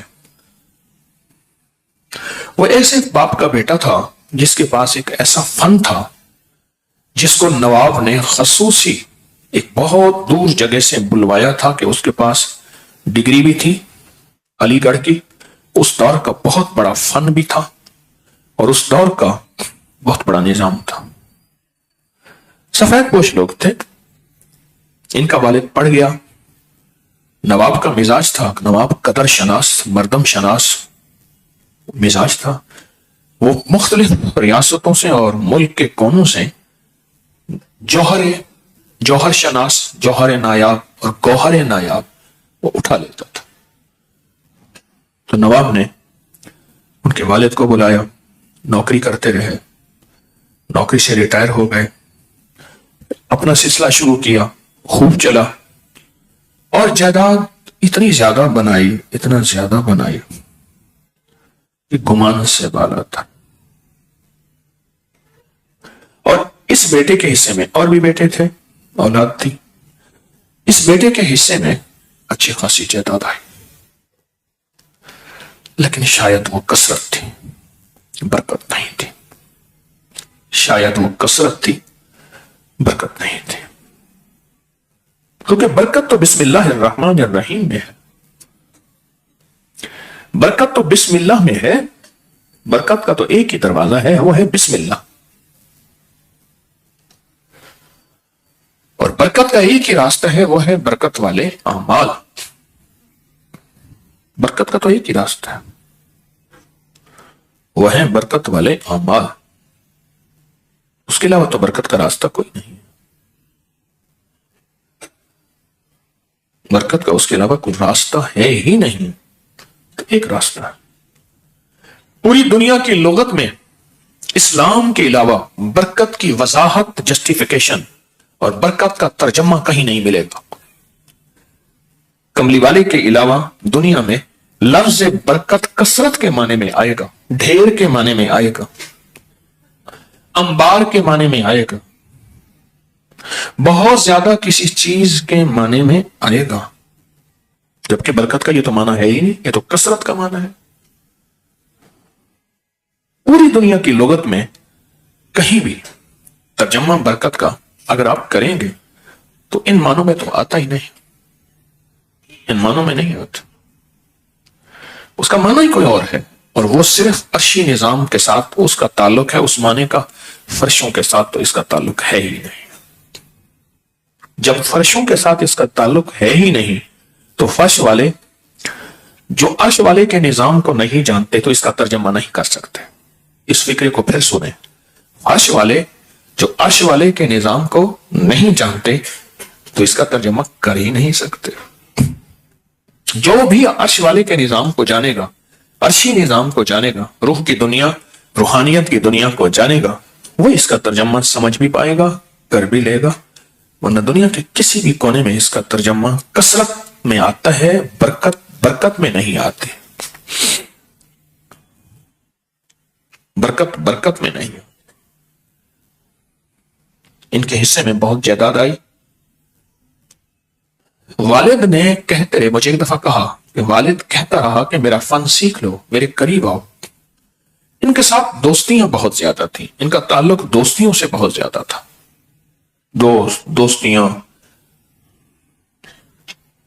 شام کو بیٹھنا، ہمیشہ ان کی کچہری سجتی تھی. شام کو جب فجر کی اذانیں ہو رہی ہوتی تھیں، لوگ اٹھ رہے ہوتے تھے، یہ سونے کی تیاری کر رہے ہوتے تھے. وقت جب بیدار تھا، بدبخت آنکھیں سو گئی. برکت جب بیدار تھی، وقت جب بیدار تھا، بدبخت آنکھیں سو گئے.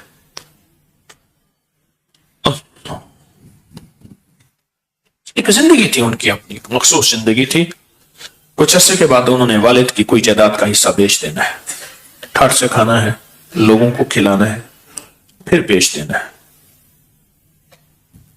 پھر بیچ دینا. ایک دفعہ کہنے لگے، کسی نے کہا بیٹے کا کیا حال ہے؟ میرے پڑھ رہا ہے. تو اس نے کہا آپ کی بیٹے سے ملاقات ہی نہیں ہوتی. تو اچھی بات ہے. کہنے لگے کیوں؟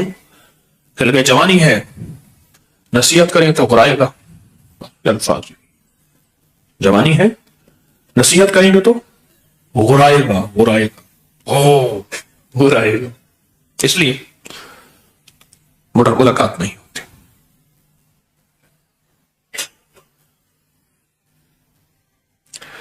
اور پھر سب کچھ ختم ہو گیا. اور جس وقت میری ملاقات ہوئی اس وقت مال بھی، جائیداد بھی، ہر چیز ختم ہو گئے. رہتے تھے جس شہر میں، اس شہر میں زمانہ جانتا تھا.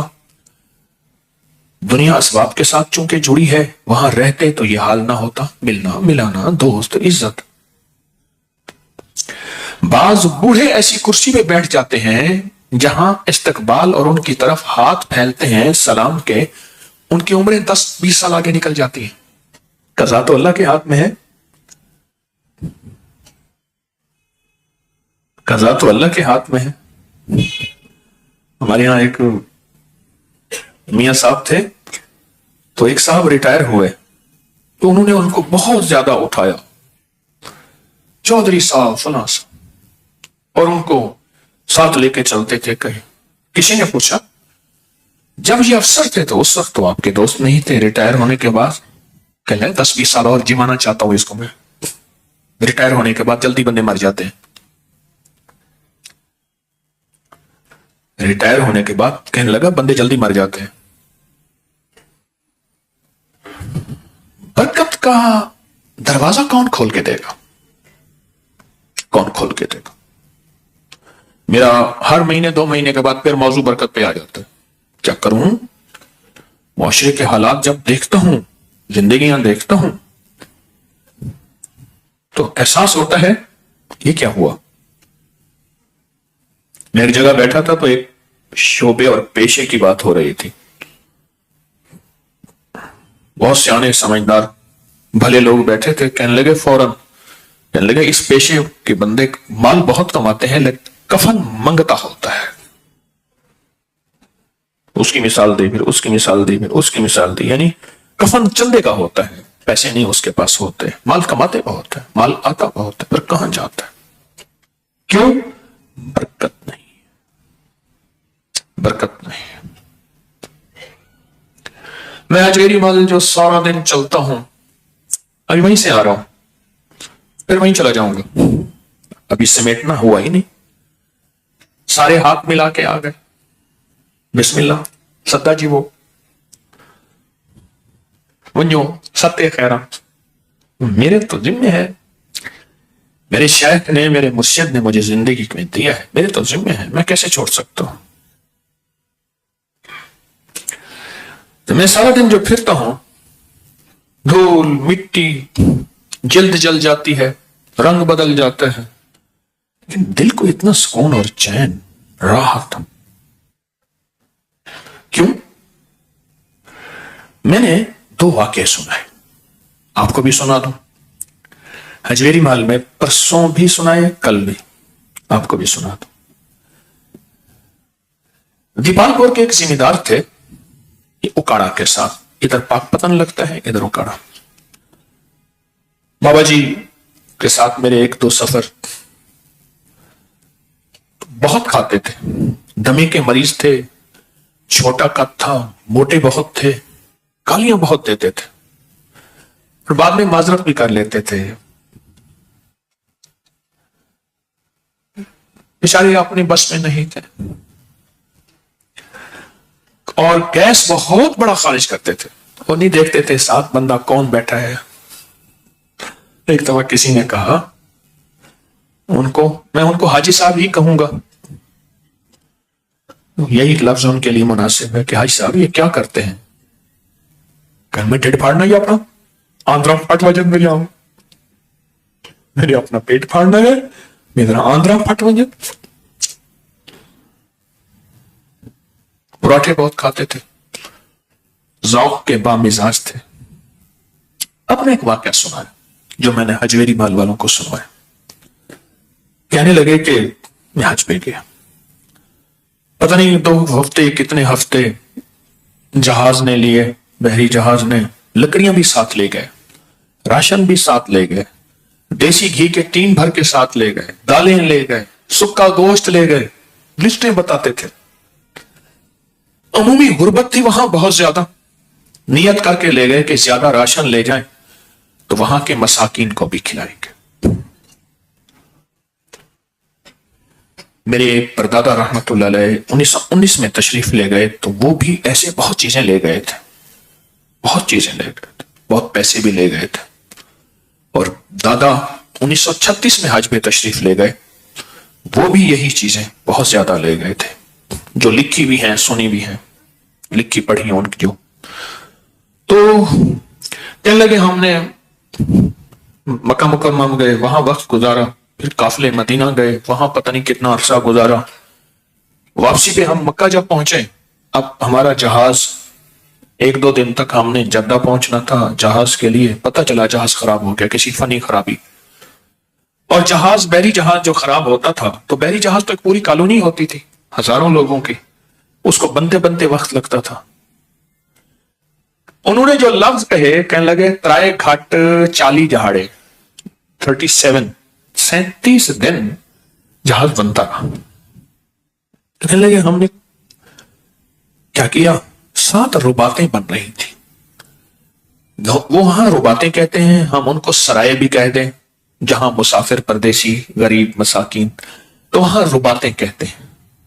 وہ بن رہی تھی، وہ بن رہی تھی. اور اس وقت دولت آنے کا رخ ہو گیا تھا اس طرف، کچھ لوگوں کے پاس مال آنا شروع ہو گیا تھا. ابھی غربت بہت زیادہ تھی تو رباطیں بن رہی تھی.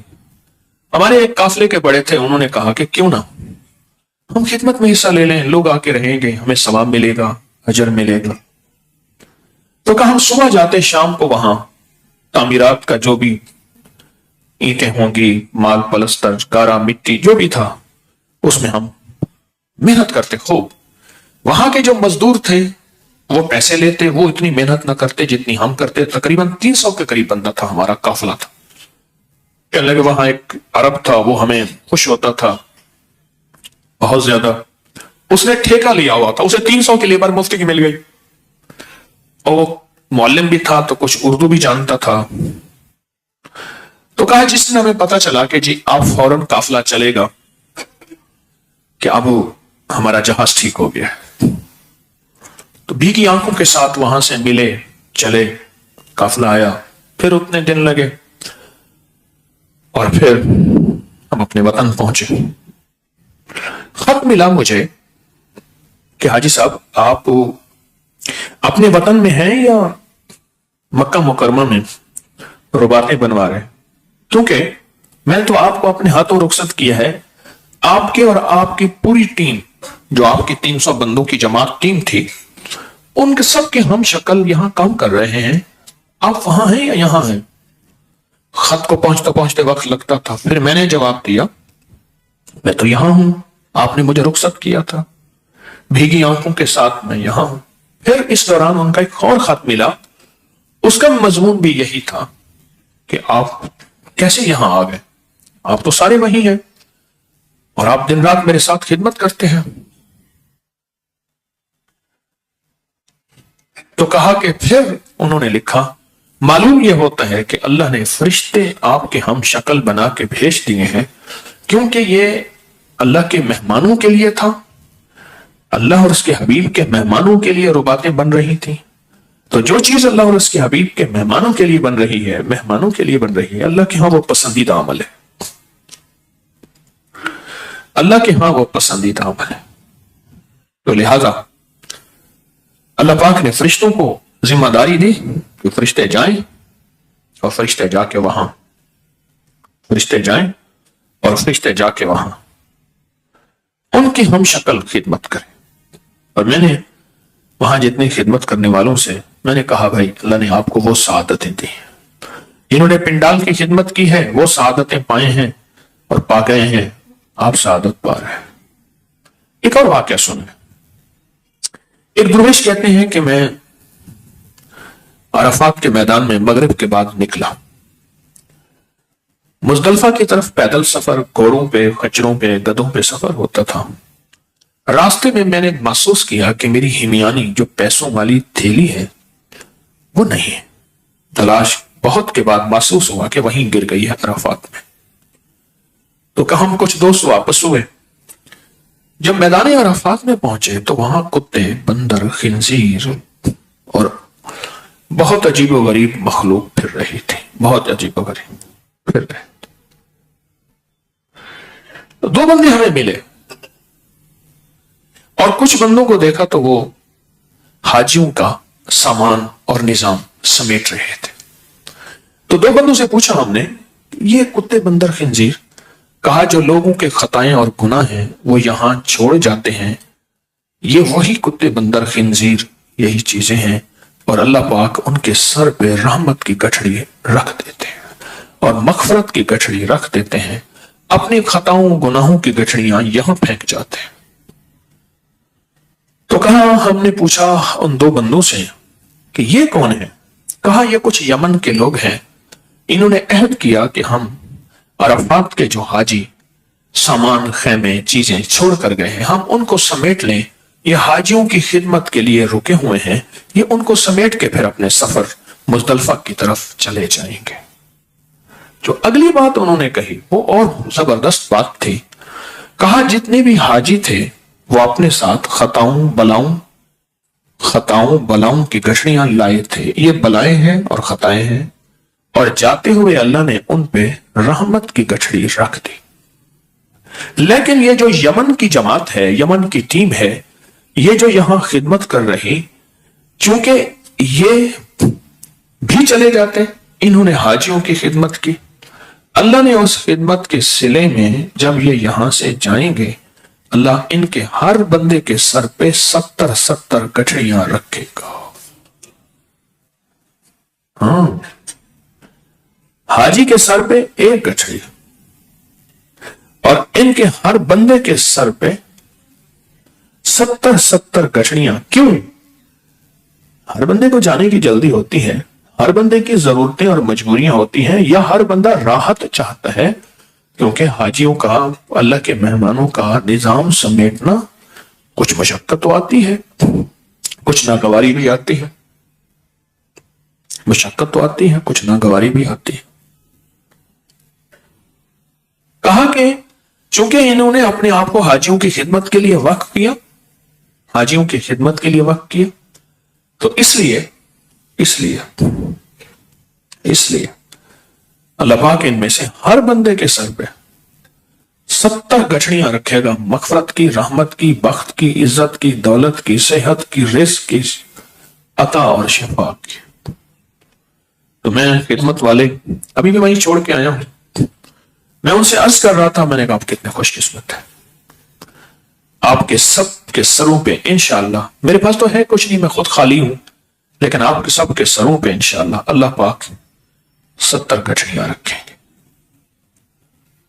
اس لیے میں نے وہاں ڈیرے لگائے ہوئے، صبح سے لے کر شام تک، خود بھی تھکنا اور لوگوں کو بھی تھکانا، اور خلوص والے ہیں وہاں، خلوص والے ہیں، اللہ ان کو بہت جزائے خیر دے۔ میں ان سے کہہ رہا تھا، میں کہا بھائی دیکھو بات سنو، کام تو ہے میرا، سیدھی بات ہے، کام تو ہے میرا، آپ کی مہربانی، آپ میرا ساتھ دے رہے ہیں، میرے مرشد میرے ذمہ لگا کے گئے تھے کہ تجھے ذمہ داری دے کے جا رہا ہوں 1991 میں، میرے ذمہ لگا کے گئے تھے، کام تو میرا ہے، آپ کر رہے ہیں، آپ کا احسان ہے، آپ کی مہربانی ہے، آپ کی شفقت ہے، کام میرا ہے، ذمے میرے ہیں۔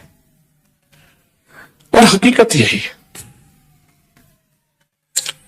کہ جو بچا ہوا کھانا کھاتا ہے اس کو جو اجر ملتا ہے، جو بچے ہوئے ٹکڑے کھاتا ہے اس کو جو اجر ملتا ہے، جو بچے ہوئے پلیٹ کو صاف کرتا ہے، دسترخوان کے ٹکڑے چھوٹے چھوٹے اٹھاتا ہے، اس کو جو اجر ملتا ہے، اس کو جو عطا ملتی ہے، اس کو جو ملتا ہے، بالکل ایسے ہی مہمانوں کا نظام، ایک ایک چیز کو اٹھانا، اس کو دیکھنا کہ اس میں کیا کوئی چھوڑ گیا، کیا تھا۔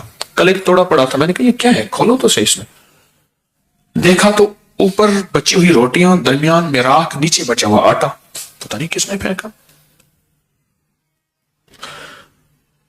نیچے۔ ادھر دیکھا تو کوئی بندہ جوتی چھوڑ گیا، کوئی مائی دوپٹہ چھوڑ گئی، وہ چیزیں ساری اکٹھی کر کے ان کو ٹرسٹ میں ڈال دیں گے، اس کے علاوہ تو راستہ نہیں ہے۔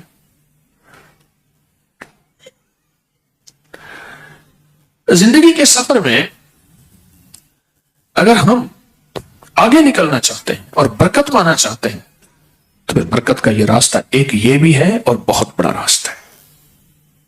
کیوں؟ جس پنڈال کو، جس میدان کو ہم سمیٹ رہے ہیں، سوچیں اس میں مجمع کر کے کیا گیا ہے، لاکھوں کروڑوں درود، اربوں درود، پوری دنیا ساتھ، دنیا اس میں پڑھ کے کیا گئی، اس میں سجدے، اس میں زاریاں،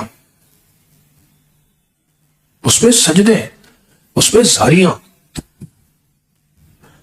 اور اس پہ آہو بکا، اور اس پہ مانگنا۔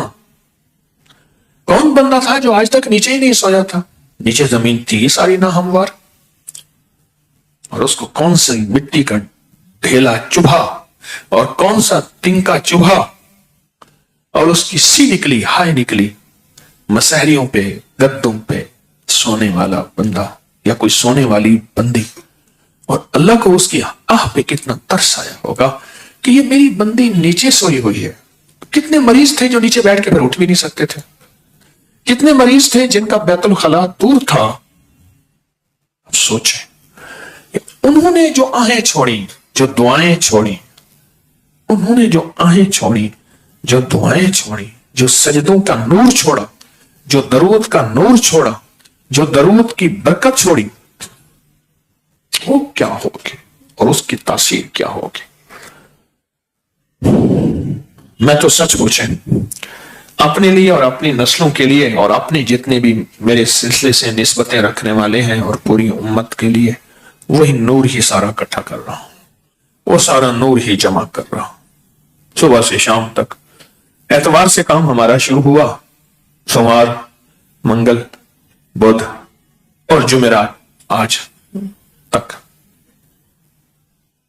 پھر کل سے وہی سلسلہ، پھر ایک اور سلسلہ شروع ہوا، وہ اس سے زیادہ دلچسپ ہے۔ شہر کی جتنی بھی پرانی عمارتیں ٹوٹی، اس کی جو پتلی اینٹ ہے، یہ جو شاہی قلعے میں پتلی اینٹ لگی ہوئی ہے، وہ ٹرالیوں کی ٹرالیاں ہم نے لینی شروع کر دی، کئی 100 ٹرالیاں وہ ساری لینی شروع کر دی۔ ان کو پیسے دیتے تھے، وہ لیتے تھے، لینی شروع کر دی۔ چلہ گاہیں بنی ہیں، آپ نے دیکھی ہوں گی، مردوں کی چلہ گاہیں نیچے ہیں، ان کے راستے بھی علیحدہ ہیں، مستورات کی علیحدہ، ان کے راستے بھی علیحدہ۔ وہ پتلی اینٹیں درویش بیٹھے ہیں، اللہ کے نیک بندے، اس کو دھو کے نیچے مستریوں کو دے رہے ہیں اور وہ ان چلہ گاہوں کے آگے لگا رہے ہیں۔ کیوں؟ اس کی وجہ ہے، ایک درویش تھے اور روٹیاں بیچتے تھے، باسی روٹی 2 درہم کی دیتے تھے، تازہ روٹی 1 درہم کی دیتے تھے۔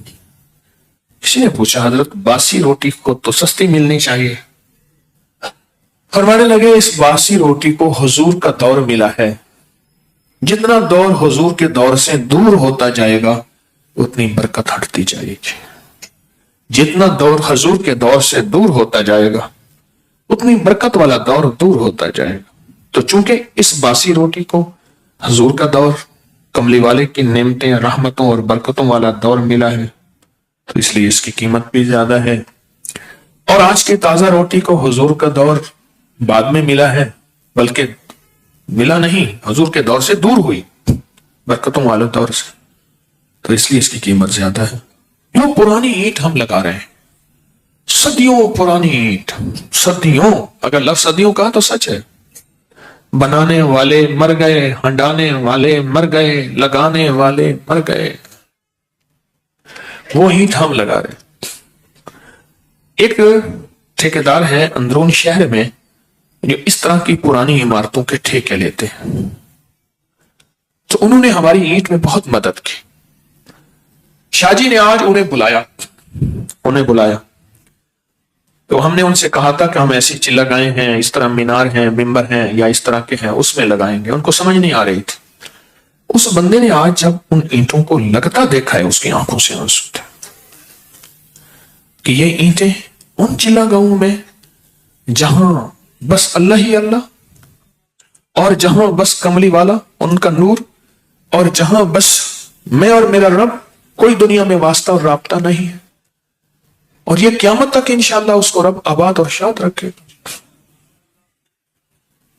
اس کی آنکھوں میں آنسو تھے، اور جو ہاتھ لگا رہے ہیں، میں ان ہاتھوں کو دیکھ رہا تھا، کوئی اٹھا رہے، کوئی لگا رہے، کوئی اینٹ دھو رہے، میں ان ہاتھوں کو دیکھتا تھا کہ واہ تمہاری مقدر اور قسمت ہے۔ کیا پتا اس کمرے میں جہاں یہ اینٹ لگی تھی، اس عمارت میں جہاں یہ اینٹ لگی تھی، صدیوں اولیاء جنات نے عبادت کی ہو، یا کوئی ایسا ولایت کا تاجدار، نبوت کا تاجدار تو ہو نہیں سکتا، نبوت کے دروازے تو بند ہو گئے، کوئی ولایت کا تاجدار ایسا جس نے حق ہو سے ایک ایک اینٹ کو نور سے بھر دیا ہو، ایک ایک اینٹ کو، کوئی اینٹ بنانے والا ایسا ہوگا جس کے ہاتھوں کا نور اس اینٹ میں کہ اس کے ہاتھ ذکر کرتے ہوں گے. ظاہر ہے غریب ہی نے اینٹیں بنائی ہوں گی نا بھائی. آج بھی اینٹیں غریب لوگ ہی بناتے ہیں, غریب ہی پکاتے ہیں اور غریب ہی لگاتے ہیں. چاہے بادشاہ کا محل بن رہا ہو, بناتا تو غریب ہے. اس غریب میں اللہ کا نور کتنا ہوگا. اور قیامت کے دن اس غریب سے اللہ ایسے آمنے سامنے کھڑا کر کے معذرت کرے گا. واہ واہ واہ. میں نے ایک بندے سے پوچھا تنخواہ کتنی ہے, کہہ رہے 38,000 ہے. بڑا مطمئن. اس کے ساتھ بیٹھا ہوا تھا, اس کی اس سے بھی کم ہے. بڑا مطمئن. ان غریبوں کو سامنے رکھ کے اللہ کھڑا کرے گا کہ تمہاری ساری چاہتیں, تمہاری ساری لذتیں دنیا میں قربان ہوئی, تمہاری ایک ایک چاہت کے بدلے میں یہ دوں گا, یہ دوں گا, یہ دوں گا, یہ دوں گا. اور حدیث کے الفاظ کا مفہوم ہے, فرمایا اللہ پاک جل شانہ اس بندے سے ایسے معذرت کرے گا آمنے سامنے کھڑا کر کے جیسے بندہ بندے سے معذرت کرتا ہے. بندہ بندے سے معذرت کرتا ہے. وہ چلا گاہوں کی اینٹیں لگانے والے لگا رہے ہیں, لگانے والے لگا رہے ہیں. اور ایسا نقشہ نکل رہا ہے, مجھے ایک صاحب کہنے لگے وہاں یہ جب لگ جائیں گی کوئی نہیں کہے گا یہ ابھی بنایا, وہ کہیں شاید کھدائی میں دریافت ہوا ہے. کھدائی کی ہے, کوئی صدیوں یا ہزاروں سال پرانی کوئی چلا گاہیں دریافت ہوئی ہیں, کوئی نہیں کہے گا. پر وہ ہاتھ کتنے مبارک جو ان اینٹوں کو لگ رہے ہیں. برکتوں کے دروازے یہ ہیں, یہ برکتوں کے دروازے, یہ برکتوں کے دروازے. سارا دن چل چل کے چلا چلا کے تھکتا بھی ہوں تھکاتا بھی ہوں, کیونکہ اجمیری مال کے ایک کونے سے دوسرے کونے کے بعد چوتھائی روٹی ختم ہوتی ہے, پھر دوسرے کونے سے دوسرے کے بعد آدھی روٹی ختم ہوتی ہے, اس کے بعد اگلا حصہ ختم ہوتا ہے, پھر 4 چکروں میں روٹی ساری فارغ. ہاں 4 چکروں میں روٹی میں لی ہو گئی. اور یہی زندگی کا مزہ ہے کہ تو دیکھ تو صحیح. یقین جانیے پنڈال میں 1-2 دفعہ چلتے مجھے جھٹکا لگا. میرے دل میں آیا تو جوتوں کے ساتھ چل رہا, اور یہاں تو لوگ بہت بہت زیادہ دعائیں مانگ کے اور آنسو بہا کے گئے ہیں. پر ندامت ہوئی کہ اس کے علاوہ چلا نہیں جا سکتا تھا. ندامت ہوئی. یہ برکتوں کے دروازے ہیں, یہ وسعتوں کے دروازے ہیں, یہ خیروں کے دروازے ہیں, یہ عطاؤں کے دروازے ہیں, یہ عطاؤں کے دروازے.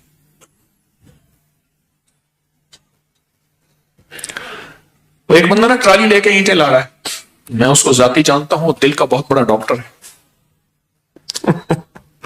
دل کا بہت بڑا ڈاکٹر, ٹرالی لے کے اینٹیں آ رہے ہیں. میں نے کہا اللہ والے یہ 7 پڑی ہیں اینٹیں, یہ بھی اٹھا کے ان کو دے دو. دیکھا تو میں کہ اینٹیں ختم ہو گئی. کہنے لگے حضرت نیچے ریت پڑی ہے. میں کہا ریت بھی اکٹھی کر کے دے دو. اینٹیں اٹھائے جا رہا. دل کا بہت بڑا ڈاکٹر ہے. اور میں نے بیت الخلا صاف کرتے ہوئے یا برتن اٹھاتے ہوئے یا چٹائیاں بچھاتے ہوئے یا چھوٹے درجے کی خدمت کرتے ہوئے میں نے بڑے بڑے منصب والے اور بڑے بڑے عہدوں والے اور بڑے بڑے مرتبوں والوں کو دیکھا. کیوں؟ یہ تو اصل میں نا چسکا ہے جس چیز کا پڑ جائے. میں نے ایک سفر کیا کوئٹہ کا, لاہور سے کوئٹہ کو 2-2.5 دن میں ٹرین پہنچی.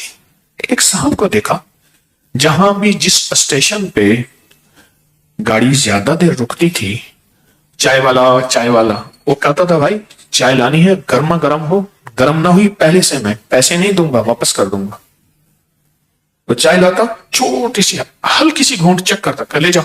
وہ کہتے گرم میں بھاپ نکلے نہیں. وہ پیتا تھا لفسوس, اتنی گرم واقعتاً گرم. اور میں اکانومی میں بیٹھا تھا, مٹی بھی لاجواب, دھول بھی لاجواب. وہ بھی اکانومی میں بیٹھا تھا, وہ کھڑکی والی سیٹ ہوتی نا کھڑکی کے ساتھ, اس میں بیٹھا تھا. تو باہر سے آواز دیتا تھا چائے والی, اور جو چائے گرما گرم نہیں گرما آتی تھی تو وہ چائے بہترین پیتا تھا، ایک پیالی نہیں پیتا تھا، 3 4 5 6 پیالیاں پیتا تھا، ہاں بہترین ہے، چلو یہ پیسے دو، بعض اوقات خوش ہو کے روپیہ 2 روپیہ بڑی بات تھی زیادہ دے دیتا تھا، اس کو چسکا پڑا ہوا تھا۔ جس کو نور سمیٹنے کا چسکا پڑ جائے یا تلاش میں لگ جائے یا برکتیں سمیٹنے کی تلاش میں لگ جائے اور اس کو پتہ ہے کہ یہ برکتیں آخری، یہ آخری، جن کو مجمع چھوڑ کے گیا یہ آخری، جن کو مجمع چھوڑ کے گیا، میں تو اس نور کو سمیٹوں گا، ان برکتوں کو سمیٹوں گا۔ اور جس کو یہ چیز لگ گئی بس ٹھیک ہے، پھر اس کی نسلیں عیش کریں گی، وہ کروائے گا، کیونکہ مہنگائیاں اسی کے ہاتھ میں اور نعمتوں کا پہنچانا بھی اسی کے ہاتھ میں، اسی کے پاس سب کچھ ہے۔ وہ چاہے مہنگائی دوسرے کے لیے ہو، میرے لیے ارزانیاں آسانیاں کر دے، وہ شہنشاہ ہے، ہر چیز پہ قادر ہے۔ کیا خیال ہے؟ یہ برکت کے دروازے ہیں کہ برکت والی اینٹ لگ رہے، برکت والا نظام سمٹ رہا، برکت کے راستے کھل رہے، برکت کی راہیں کھل رہی، یہ برکت کے راستے تلاش کرے، تلاش کر۔ ہمارے یہاں ایک صاحب کو میں نے دیکھا، ایک بچہ تھا، ہاتھ میں چھوٹا سی پلیٹ لے کے گھر سے نکل جاتا تھا، کوئی نہ کوئی کہیں سے بٹتی خیرات لے کے ہی آتا تھا، لے کے ہی آتا تھا۔ ہم بھی کوئی ایسی خیراتیں جمع کر لیں، کیونکہ اس کے در کی خیرات ہی سے کام بنے گا، وہ شہنشاہ ہو یا گدا ہو، وہ بادشاہ ہو یا فقیر ہو، اس کے در کی خیرات سے ہی کام بنے گا، اس کے علاوہ کوئی راستہ نہیں، اس کے علاوہ کوئی منزل نہیں۔ یہ چھوٹے چھوٹے چانس ہیں جو اللہ دیتا ہے۔ ایک انگریز نے ایک کتاب لکھی ہے، اس کا عنوان ہے واٹ از چانس، موقع کیا ہے؟ یہ برکت کے چانس ہیں، یہ برکت کے موقع ہیں، یہ برکت کے راستے ہیں، یہ برکت کے موقع ہیں، یہ برکت کے راستے ہیں۔ جو جتنا حصہ ملا لے وہ کریم شہنشاہ ہے، اس وقت کی تھوڑی سی چیز لیکن ہمیشہ نسلوں کے لیے برکت۔ ایک مخلص تھے، وہ ہر وقت سلام بھی کرتے تھے، مصافحہ بھی کرتے تھے اور دعاؤں کے لیے کہتے تھے اپنے مسائل۔ میں نے کہا اللہ کا نیک بندہ، گریبان پکڑ کے دعائیں نہیں لی جاتی، یہ دعائیں اندر سے نکلتی ہیں، اندر سے نکلتی ہیں، اندر سے نکلتی۔ دعاؤں کے لیے کہنا اور ہے، دعائیں اندر سے نکلیں لینا، یہ خیرات پڑی ہے، یہ برکت کے دروازے پڑے، یہ خیرات پڑی۔ میری تو درخواست یہی ہے، یہی درخواست۔ میں اس دن حجویری مال جا رہا تھا، پچھلی سے پچھلی جمعرات میں، تو یہاں کھڑا تھا تو ایک بندہ کھڑا تھا، کھانے پکانے والا پرانا۔ میں نے گاڑیاں بٹھا لیا، کیا بناتے ہو؟ کہہ رہے میں سموسے بناتا ہوں، پکوڑے بناتا ہوں، گرمیوں میں کلفیاں بیچتا ہوں۔ پھر میں نے کہا جلیبی کیسے بنتی ہے؟ پھر اس نے جلیبی کا مجھے بتایا، اس طرح کی ہوتی ہے۔ گرمیاں اب سردیاں آ گئی ہیں تو دودھ جلیبی کھائے، میری ویسے بنی ہوئی اپنی نہیں، دودھ جلیبی کھائے، اپنا مزاج بنائے، مصنوعی غذاؤں کے ذائقے چکھ چکھ چکھ کے اپنے آپ کو سب کچھ ختم ہو گیا۔ دودھ جلیبی کے فائدے بہت عجیب فائدے، میں کو آپ کو آئندہ جمعرات یاد کرائیں گے، میں آپ کو بتاؤں گا انشاءاللہ، بڑے عجیب فائدے ہیں اس کے، دودھ جلیبی کے فائدے۔ اور یہ کتاب 70 دکھ ایک تعویذ، اس کو بہت زیادہ پڑھیں، ہر بندہ اس کتاب کو 1 دفعہ 2 دفعہ پڑھے، اور دریائے نیل کے کمالات، اس کا نقش، اس پہ بھی توجہ بڑھائیں اور بہت زیادہ بڑھائیں۔ لڈو والا عمل تو آپ جانتے ہیں، لوگ اس سے بڑی خیر پا رہے ہیں، بہت برکتیں پا رہے ہیں، مرادیں پا رہے ہیں، بہاریں پا رہے ہیں۔ یہ پتہ کریں کہ آج کچھ لڈو وہاں سے بچ کے آئے تھے، ٹرک پہ لوڈ میں نے کرائے ہیں، تو ان میں سے جن حضرات کو لڈو کا ڈبہ نہ ملا وہ دے دیں، تسبیح خانے کے لیے شاید انہوں نے بچا کے رکھے ہیں، تو ذرا پتہ کریں۔ اور جب بھی تسبیح خانے ابکری، حجویری محل، جب بھی جانا ہو ابکری کا، اکیلے نہ چلیں، لوگوں کو تیار کریں، لوگوں پہ محنت کریں. کیا پتا میری زندگی کا کوئی صدقہ جاریہ بن جائے اور پہلے میرے کام بن جائے. تو ہمیشہ لوگوں کو تیار کریں. مومن جو ہے وہ اکیلا نہیں ہوتا. مومن اکیلا نہیں ہوتا. مومن ہمیشہ جو ہے وہ سب کو ساتھ لے کے چلتا ہے. مومن سب کو ساتھ لے کے چلتا ہے. اکیلے نہیں چلیں گے. اعلانات نہیں ہے. اچھا، اکیلا نہیں چلتا مومن. تو سب کو ساتھ لے کے چلیں گے. ہر طبقے کا فرد میرا ہے. ہر طبقے کا فرد میرا. تو میرا ایک مشورہ ہے، حجویری محل میں چلہ گاہیں کی تعمیر میں، چلہ گاہوں کی تعمیر میں وہاں حصہ ملائیں. پیسوں کا نہیں. وہاں جو اینٹیں پتلی لگ رہی نا صدیوں پرانی، اس کے اندر نور ہی نور ہے. اور اس چلہ گاہ میں آپ کا حصہ مل جائے گا. قیامت تک انشاءاللہ لوگ اس میں بیٹھ کے اس کی کریمی اور یاد آپ کا حصہ ہوگا. آپ کا حصہ ہوگا. اور آپ کے نسلوں کو عزت دولت رزق، عزت دولت رزق، عزت دولت رزق، صحت برکت روحانیت نسلوں کو آپ کو ملتا رہے گا. میرا تو مشورہ ہے حجویری محل کی چلہ گاہوں میں حصہ ملائیں، وہاں وقت دیں. آپ اگر تعمیرات کے مستری ہیں تو وہاں جائیں.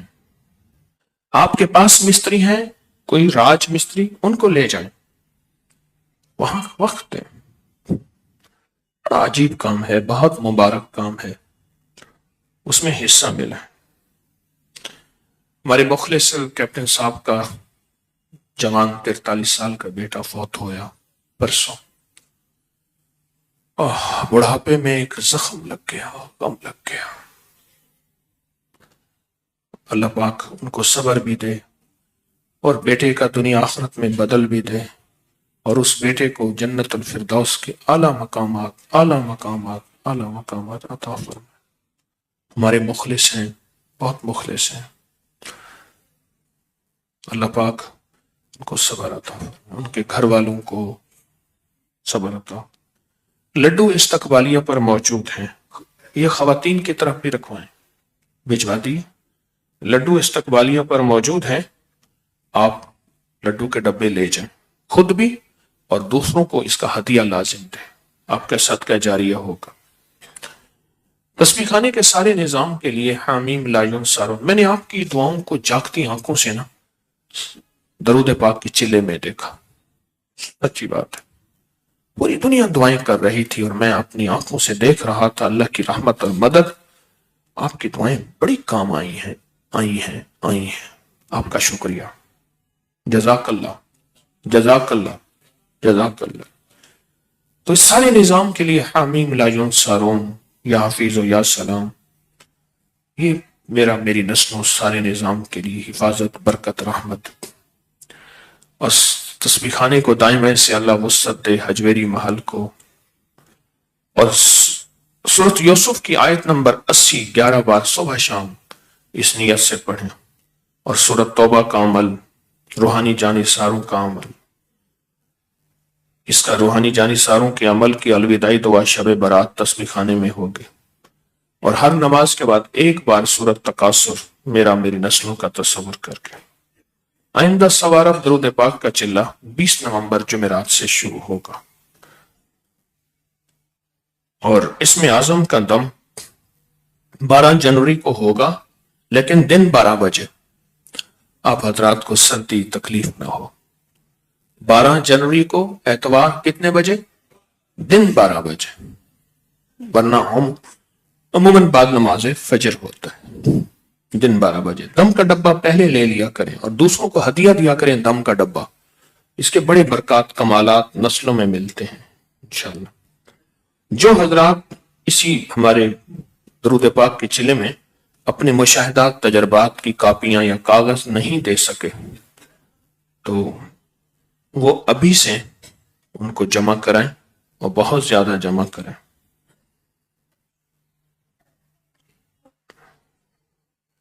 سویا و نصیب جگانا چاہتے ہیں تو 3 دن تسبیح خانے میں گزارے، بہت برکتیں ملتی ہیں۔